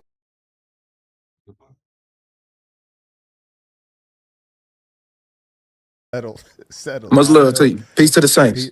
Peace to the saints. Now, the young brother, the 28-year-old, he redeemed himself, but I do say that Anton Daniel was scared. The young man don't understand, and he got time. He's only 28. I'm 39. When you can read a man's body language, especially in conflict, he was absolutely scared. scared. Let And me, like I let me said, let me respond to you. Can I respond to you? hold on, just a second. I just For want to give you sure. this little For lesson. sure. And For that sure. and that, You're not. you You're not. know, I'm gonna listen to you, but you respectfully, you're not giving me no lesson. But I'm gonna go ahead and let you finish though. all right, respect. It takes a little bit more experience to read body language. Let me touch on that. I mean, now look, okay. I want to speak on that because I'm very familiar with. I don't want to say I'm familiar with checking old niggas. I don't want to word it like that. But these old niggas, I mean, I'm kind of an old nigga, but look, depending on how old you are.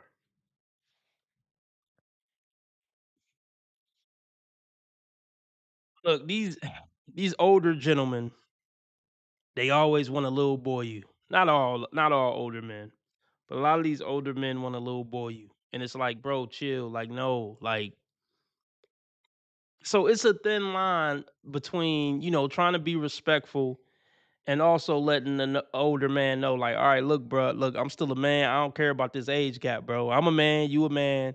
Let's not get caught up in this age gap thing, brother. That's something that, look, I talked about it before, man. See, that's getting in the way of this.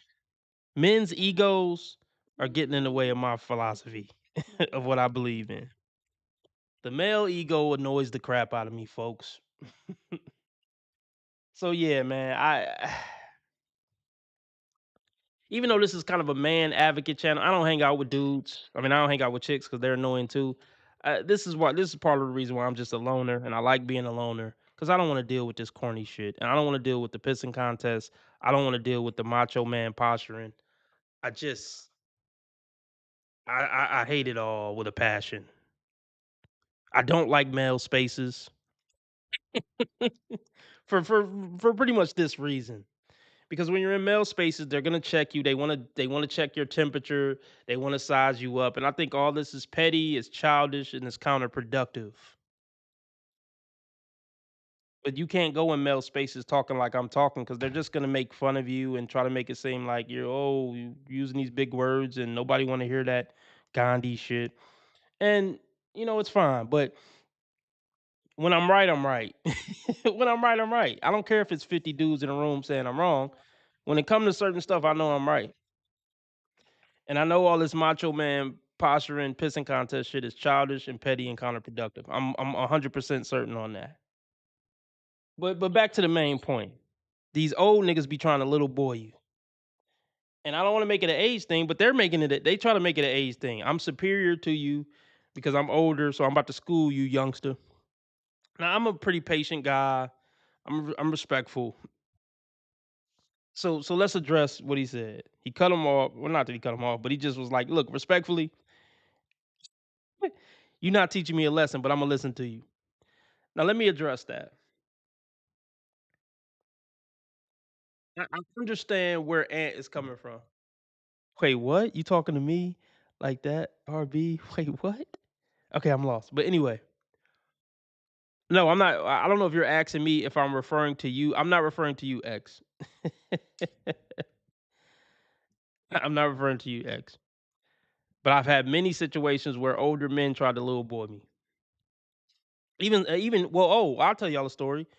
Uh, and granted, he doesn't know how old I am, but I think everybody assumes I'm like a certain age. I won't say my age still. Maybe it'll come out, maybe it won't. But I think most people who watch my channel assume that I'm within a certain age range.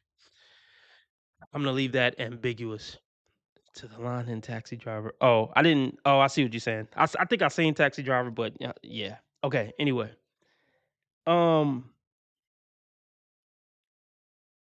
what was his name? Cold Blue Steel tried to like little boy me and like boss me or whatever, and I had to kick the motherfucker out.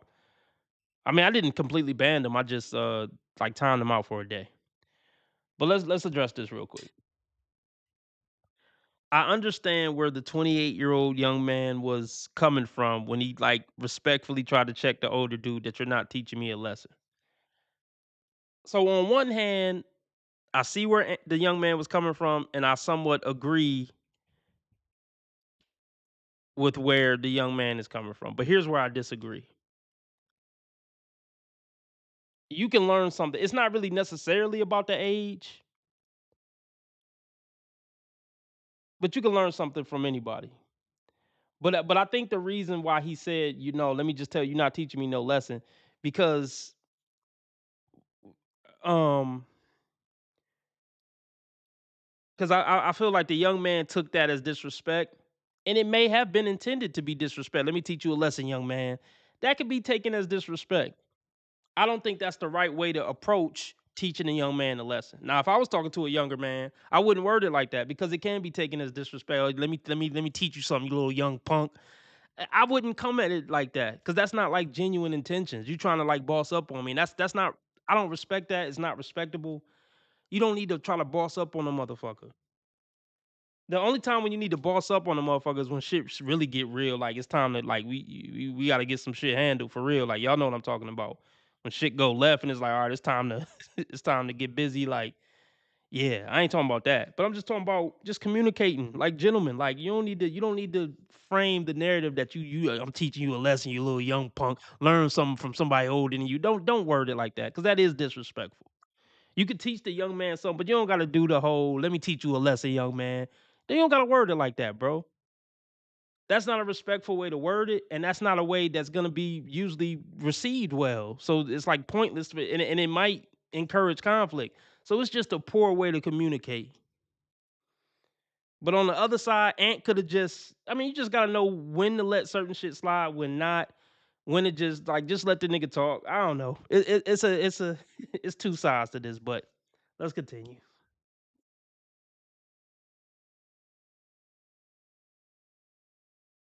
It takes a little bit more experience to read body language, especially when somebody's scared.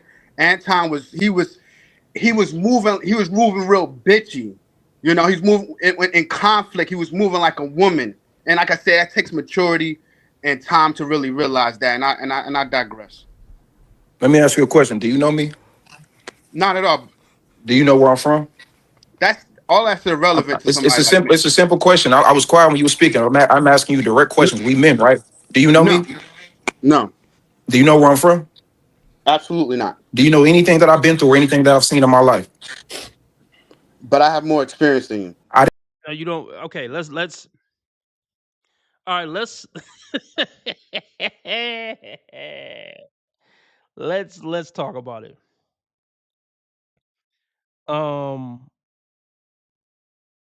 Ant is right. The young man is right. This whole, it doesn't necessarily, how can I put this? There's some young niggas who probably been through more than me and got more experience in different rooms than me at a young age. Let's just say at 23.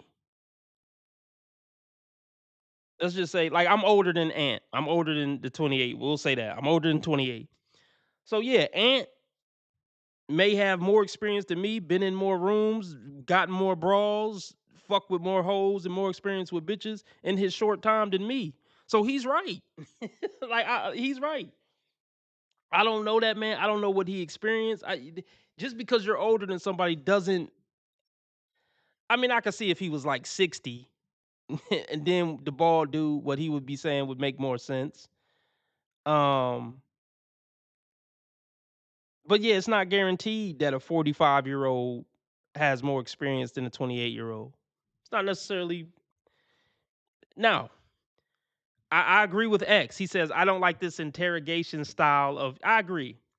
Now, even though the young man is right, his approach is confrontational and could be considered bitchy itself. Yeah, the interrogation style is disrespectful as well. So, in a sense, both of them are being disrespectful. But if I had to pick who's more right, I would have to go with the young man, as far as like the core logic. I didn't ask you that. I asked you a simple question. You're not answering the question. No. All right, let me ask you another question. How old was Fred Hampton when he was one of the main people in the Black Panther Party? He was very young. I forget. I didn't ask you that. I asked you how old he was. Do you know? I don't know. He was 19 years old. You should know that. He was 19. You should know that because since you older than me. How old was Tupac when he passed away? But it's out of context. I didn't ask you that. How old was Tupac when he passed away? 22, 20. He was What's 25. You should know that because that was your 25. generation and you're older than me. I'm gonna ask you another question. How old do you think I am? Oh, no, not how old do you think I am? How old do you think Martin Luther King was when he led the Montgomery bus boycott? I don't know. You should know that you older than me. He was 26 years old. So let's not talk about age, maturity, intelligence, none of that. You don't know me. You don't know where I'm from or He got him. Like he got him. Like I can't front. He got him. But see, he beat him. I'll give it to him. He got him. But the young boy, he still got a lot of maturing to do. The reason why, okay, this would have been way more effective if he could have said basically the same shit. But see, this is where the maturity comes in. And I'm gonna try to reword it. I'm gonna try to reword it to where it would have come off 10 times better. But this is where the maturity comes in. Now the ball old dude ain't necessarily mature either because he was trying to boss up on him and kind of start some shit and ego boost and all that. See, all right. So look, my first critique is the whole let me check you. You ain't teaching me a lesson. Man, that wasn't really necessary. You could have let him finish, and then if he would have just said, respectfully, sir, you don't really know what I've been through. You don't know my experiences. And, I don't think we should use the age as a signifier that I'm less experienced or know less than you because, Tupac was 25. Fred Hampton was 19 when he led this movement. Martin Luther King, the walk on Montgomery. If he would have did it in a respectful, calm, chill way, that shit would have been 1,000 times more effective. And it would have came off 1,000 times more effective. But that's, it comes with maturity. So the lack of maturity part, the older dude is kind of right. But I guess he can't talk because he kind of lack of maturity a little bit with the way he was handling it too. But let's continue.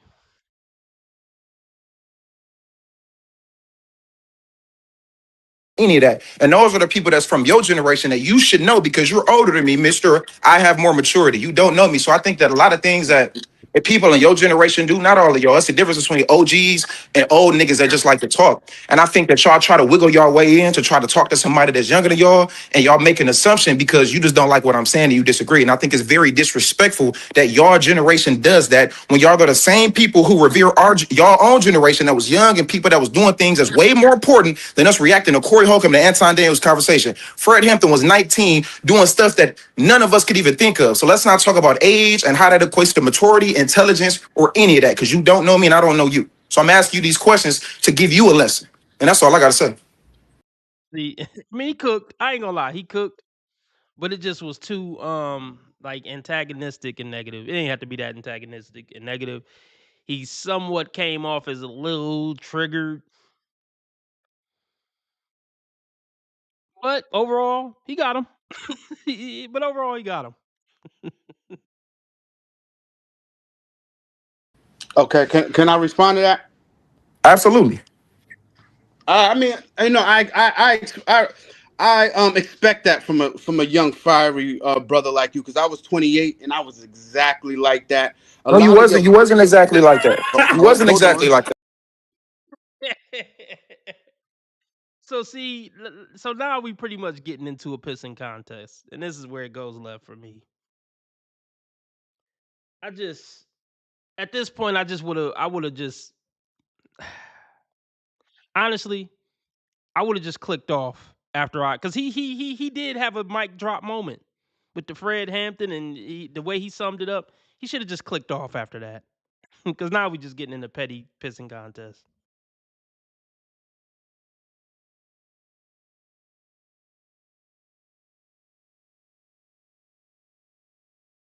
You don't even know who Fred Hampton, how old he was. You didn't even know he wasn't like that. You don't know me, bro. We just already established that you can't say what you was exactly like because you don't know me. We've already established that. So you're making a delusional point right now because you don't know me. Let me reply. You can reply, but you need to reply with facts. We've already established that you don't know me, so you cannot make a comparison to say I was like you. You don't know me. I don't know you. I haven't made a judgment on you. You didn't even let me talk and let me finish explaining. No. I definitely let you talk, but you need to talk and be clear and factual with your saying. That's inexperience. No. It's You know, no. I It's expect because that I from you. speak in facts. Women babble and talk and just say things. We've already established about 45 seconds to a minute ago that you don't know me. We've already both agreed And to you my that. age, So you brother. can't make a full claim point to say you were exactly like me when you don't know me. You don't know me, brother. So you can't make that point. You can say anything, but don't make a claim and establish a point when you don't know me. That's all I'm So let asking. me. Give me that respect, because I'm gonna give you that respect, because I haven't made no claim on you. I'm just The going off of your respect. behavior. The respect is mutual. Now, from an older man like me, from an OG like me, we got, you know, I think Imperial kind of agree with me. There are things that we can look at and reference to you, whether we know you exactly or not. This is just knowledge. This is just Bro, don't throw me common. in your bullshit. I don't know you, bro. You got a Exactly. Thank motherfucking you. pound on my Thank dog. You you, didn't even know OG. what you That's an said. OG right there. Fuck, I Exactly. don't throw Thank that, you. bro. And like I said, I want to see your animal. All right? Because you need to do your homework, brother. This is not no damn poodle.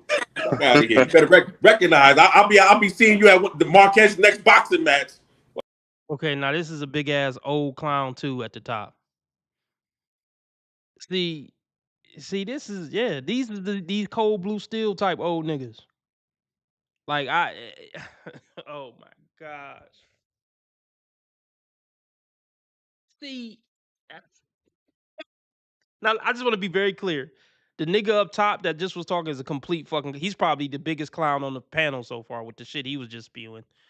Like, see, let me touch on this, man. A lot of men are negative. Maybe I can't talk. I mean, but this is a fucking comedy channel. Like most of the shit that I say that could be deemed negative, I'm not gonna say I don't be serious. I be serious about what I'm saying. Like, but it's kind of like in a joking tone, if you know what I mean. But we're talking about real life. A lot of men are negative as fuck. Like the way they communicate with other men, it's just all negativity. This is why I stay away from men when I can. I mean, I stay away from people because I think people are negative. Women are negative too. They just more sly with that punk ass shit. So if anything, yeah, I respect men's direct negativity more than I respect women's negative or what the fuck did I just say? Passive negativity. I respect men's upfront negativity than women's passive negativity.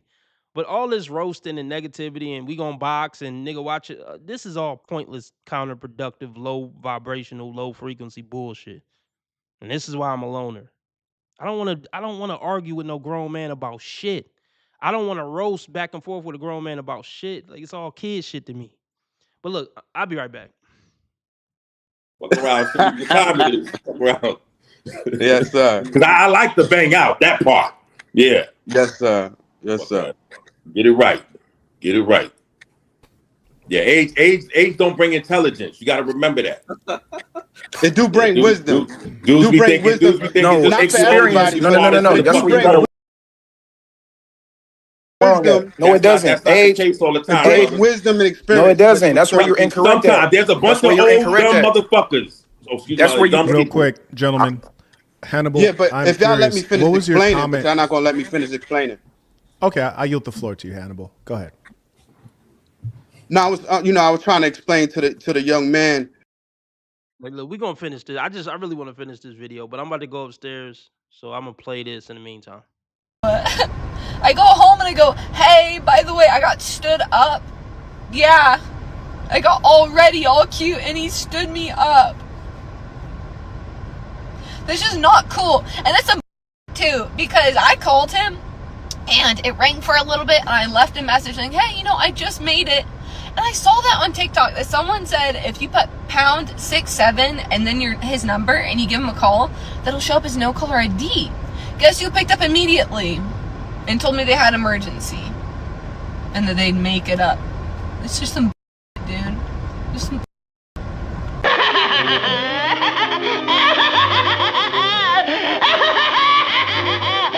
Oh boy, talk about not being able to handle rejection. Seriously, okay, Queen, you said it over and over again. You wanted to give this guy a chance. He was a great guy, and he just basically ignored you. So, alright, get over it. Why are you in a car deciding to make a TikTok video and crying about, oh, I really gave him a chance?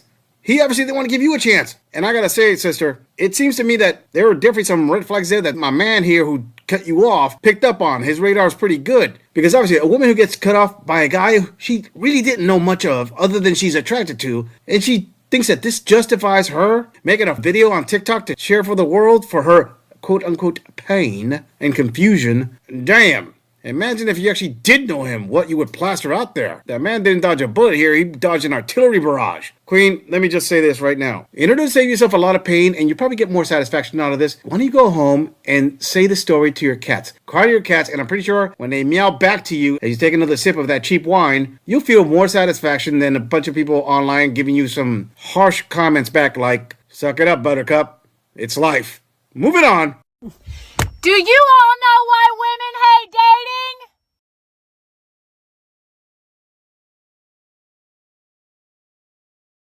This woman is fucking nuts. This woman is nuts. Okay. So who's still in here? We still rocking? We still rocking? Yeah, we still rocking. 24 people in here. 4 people on Rumble, yeah. All right. So the idiot at the top right, and yeah, hey, sure, hey, I'm sure he liked to bang out, he liked to box. Maybe he could knock me out, but you're still a fucking idiot. And let me address that too.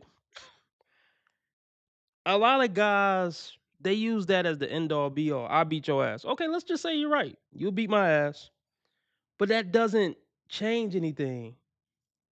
You're still a stupid piece of shit with poor character and a low IQ. You beat me up doesn't change that. I can't stand when dudes act like I'll beat you up is the end all be all of everything. I'm sure there's some pedophiles that'll beat me up, but they're still pedophiles, scum of the earth. Like beating me up doesn't change anything. You having money don't change anything. If your character is a piece of shit, money, knowing how to fight, none of that shit, offsets it. So yeah, the idiot at the top right, the cold blue steel at the top right, he just brought the IQ of the whole conversation way the fuck down. He bringing up fighting. Well, nobody was talking about fighting. Like, caveman shit. Primitive caveman shit. Anyway, let's finish this video up. Especially a lot of those talking points about, like I said, I was there before. They those are reactionary things. Their ages. It's not really relevant to anything. It's not really relevant. Can I explain to you how it's relevant? Well, go ahead. You just said it. You just made a point. You just made a point, and you said that age is a correlation to wisdom or experience and knowledge. And I When it gave you comes to me, three you. different. Right. So, but you don't know me, right? So we've already established that. So you can't say me and you. I don't know you. I don't even know you. I've never seen you a day in my life. I don't know you. So there is no me and you. You think I don't know that? Clearly, you don't. I've had to establish that because you were speaking like you knew me. This is too immature for me. It's too immature. Yeah, but you brought me up. I wasn't responding to you. This is the truth. This is what's happening right now. You don't like the fact that you couldn't answer simple questions. You don't like the fact that I sound way more knowledgeable, intelligent, and more wise than you. So instead of you just taking your L as a man, you would rather try to continue to come at me and speak about age and make this assumption. Because what a real OG is, with somebody who can sit there and disagree with somebody, is somebody like Imperial. I'm sure he's twice my age, but regardless of the fact that me and him may disagree, he ain't saying nothing to me disrespectfully. He didn't bring up my age, which had nothing to do with the conversation, because we all know, anybody with a logical brain understands that age does not bring wisdom. Experience brings wisdom. You have people that are 30 that have done way more for their own children, their own families, that are way more intelligent and more wise than people twice their age. You got a lot of dummies that's in their 40s and 50s and 60s that's just out here living. We talk about it all day long, especially Marquette. So miss me with the age and you don't know anything, because what you haven't done is tell me what I was wrong at. You haven't told me anything that I said that was incorrect. You're just making personal attacks like a woman. Respectfully. I hate what you're saying, but I totally don't agree with you. Yeah, I don't expect you to agree, because I think about that dog. Let me tell you, I'm highly allergic to animals. My kid's mom passed of cancer. Okay, so I had to get rid of the family pet. So that's why I got that dog that got no hair on him. Okay. All that you like a girl, and if you was in my face, we would be fighting, brother. You know why? Because certain things you just don't say. Yeah, but if I Get was what in I'm your saying? face, That's just like I don't know what bro at the bottom left said about bro and his dog, but see, let me touch on that.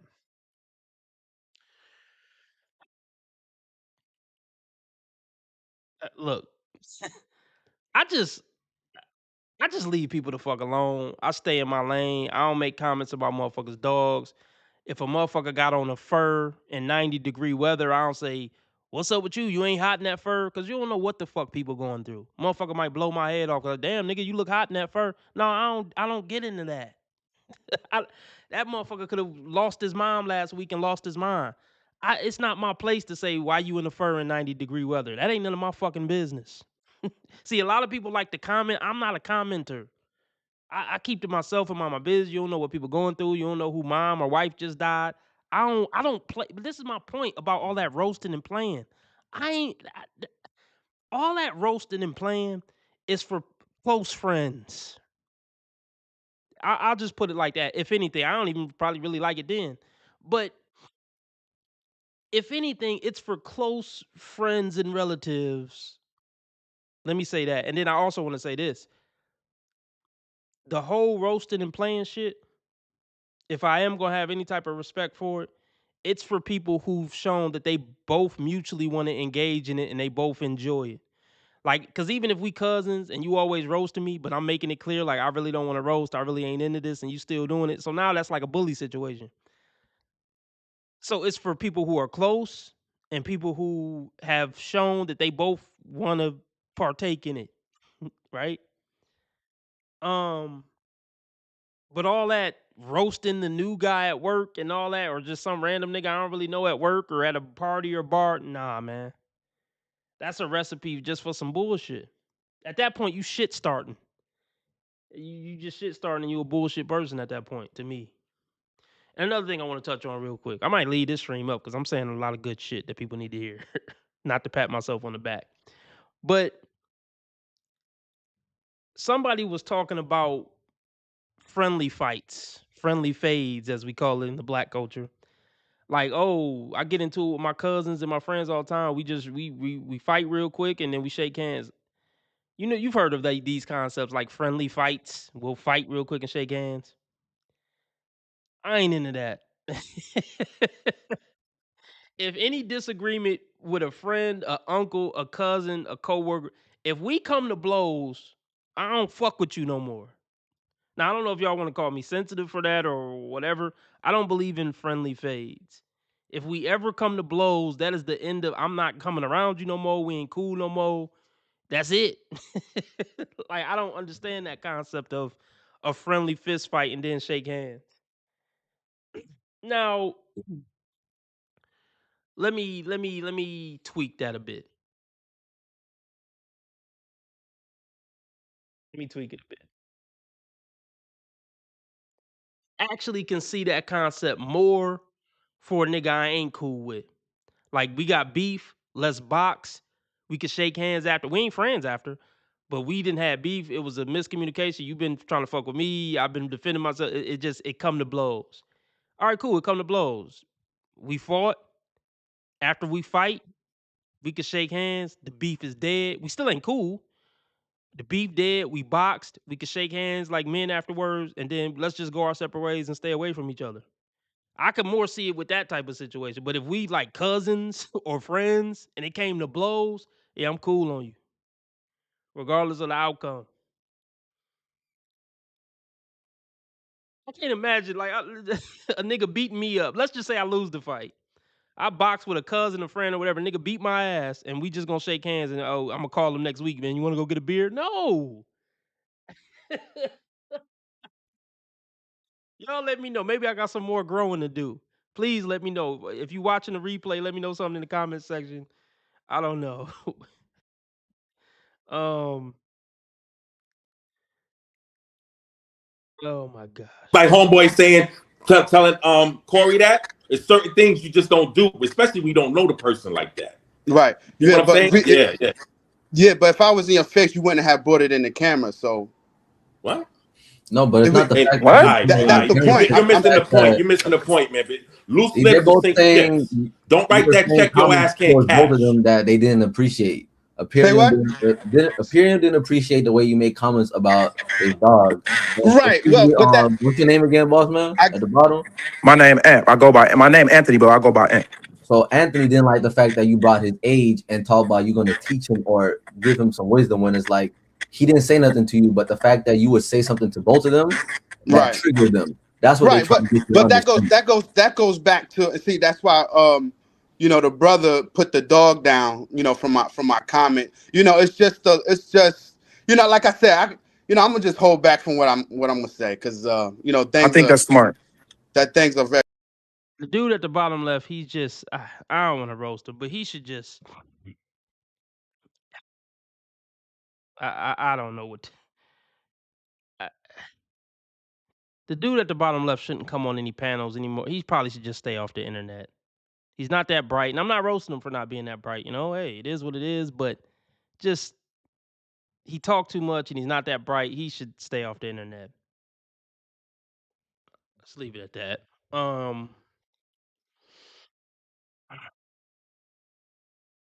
Let's see.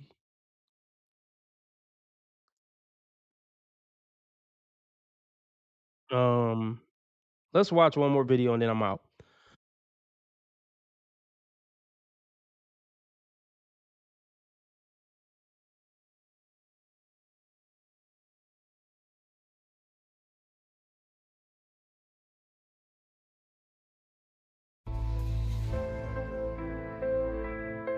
The Female Zone.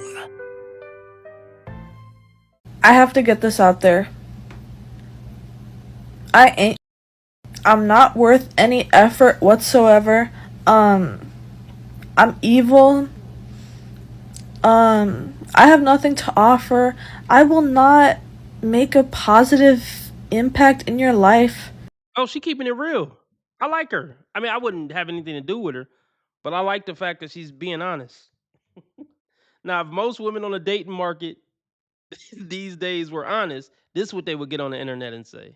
Let's run this back one more time. I might have to make that a meme. I haven't made memes in a long time, but that one might have to be the exception. Let's run that back. In any way, make a positive offer. I will. I'm not worth. I have to get. Just crossed over into the Female Zone. I have to get this out there. I'm not worth any effort whatsoever. I'm evil. I have nothing to offer. I will not make a positive impact in your life in any way. I suck. Like, I just suck as a person. And my trash. My head game is trash too. It's all trash. I have no redeemable qualities. Like, you don't want me. You don't want me around. Take my word for it. You're goddamn right. I gotta, make sure, I gotta make that a meme as soon as I end this stream. I gotta make that a meme as soon as I end this stream. That's one of the best memes. I'm about to be playing that shit all the time. That might be the new intro to live streams.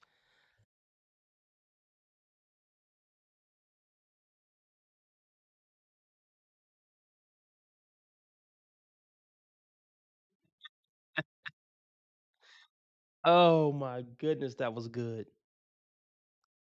That was good.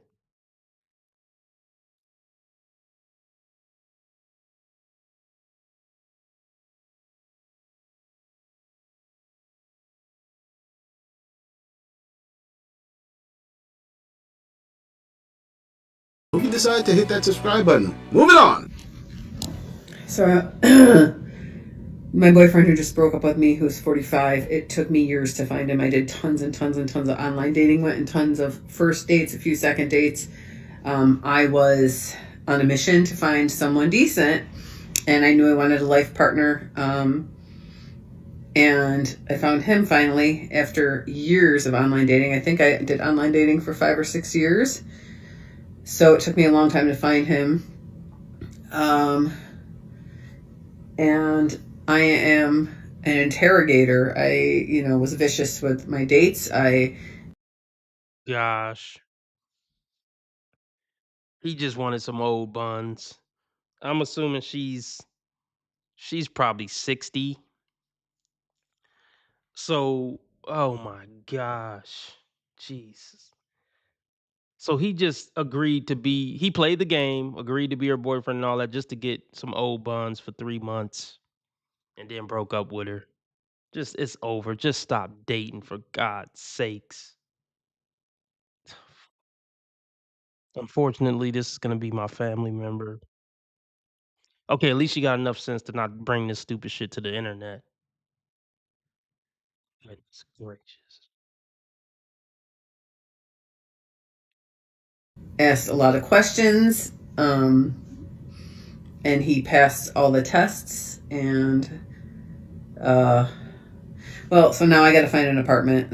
I want something easy. It's got to be easy. I'm tired. I'm 51. 51, I don't know about that, ma'am. So she wasn't looking for love, she was looking for help. So what, did you move in with the 45-year-old man? Oh Lord. very perimenopausal. So it's Saturday. I gotta start looking on Monday for an apartment because nothing's open. There's tons of snow and where I live, so I don't really want to drive around and do whatever people do. Just back to an apartment. And I'm gonna post on TikTok because hopefully this will keep me sane because I'm gonna lose my mind.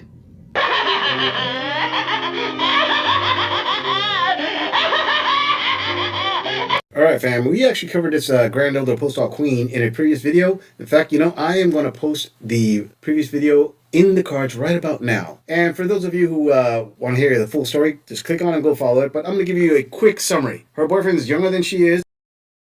Couldn't take no more. I'm out, y'all. Let's test out the new outro.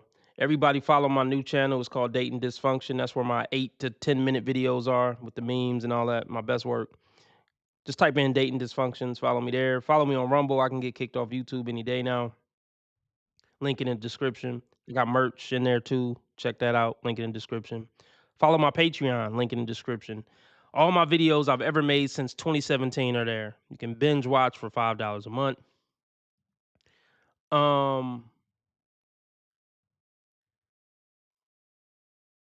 What else? Okay, let's try out this new outro. Remember, how others treat you is their karma.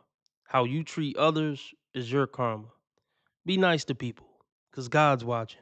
And remember, I'm a nice guy.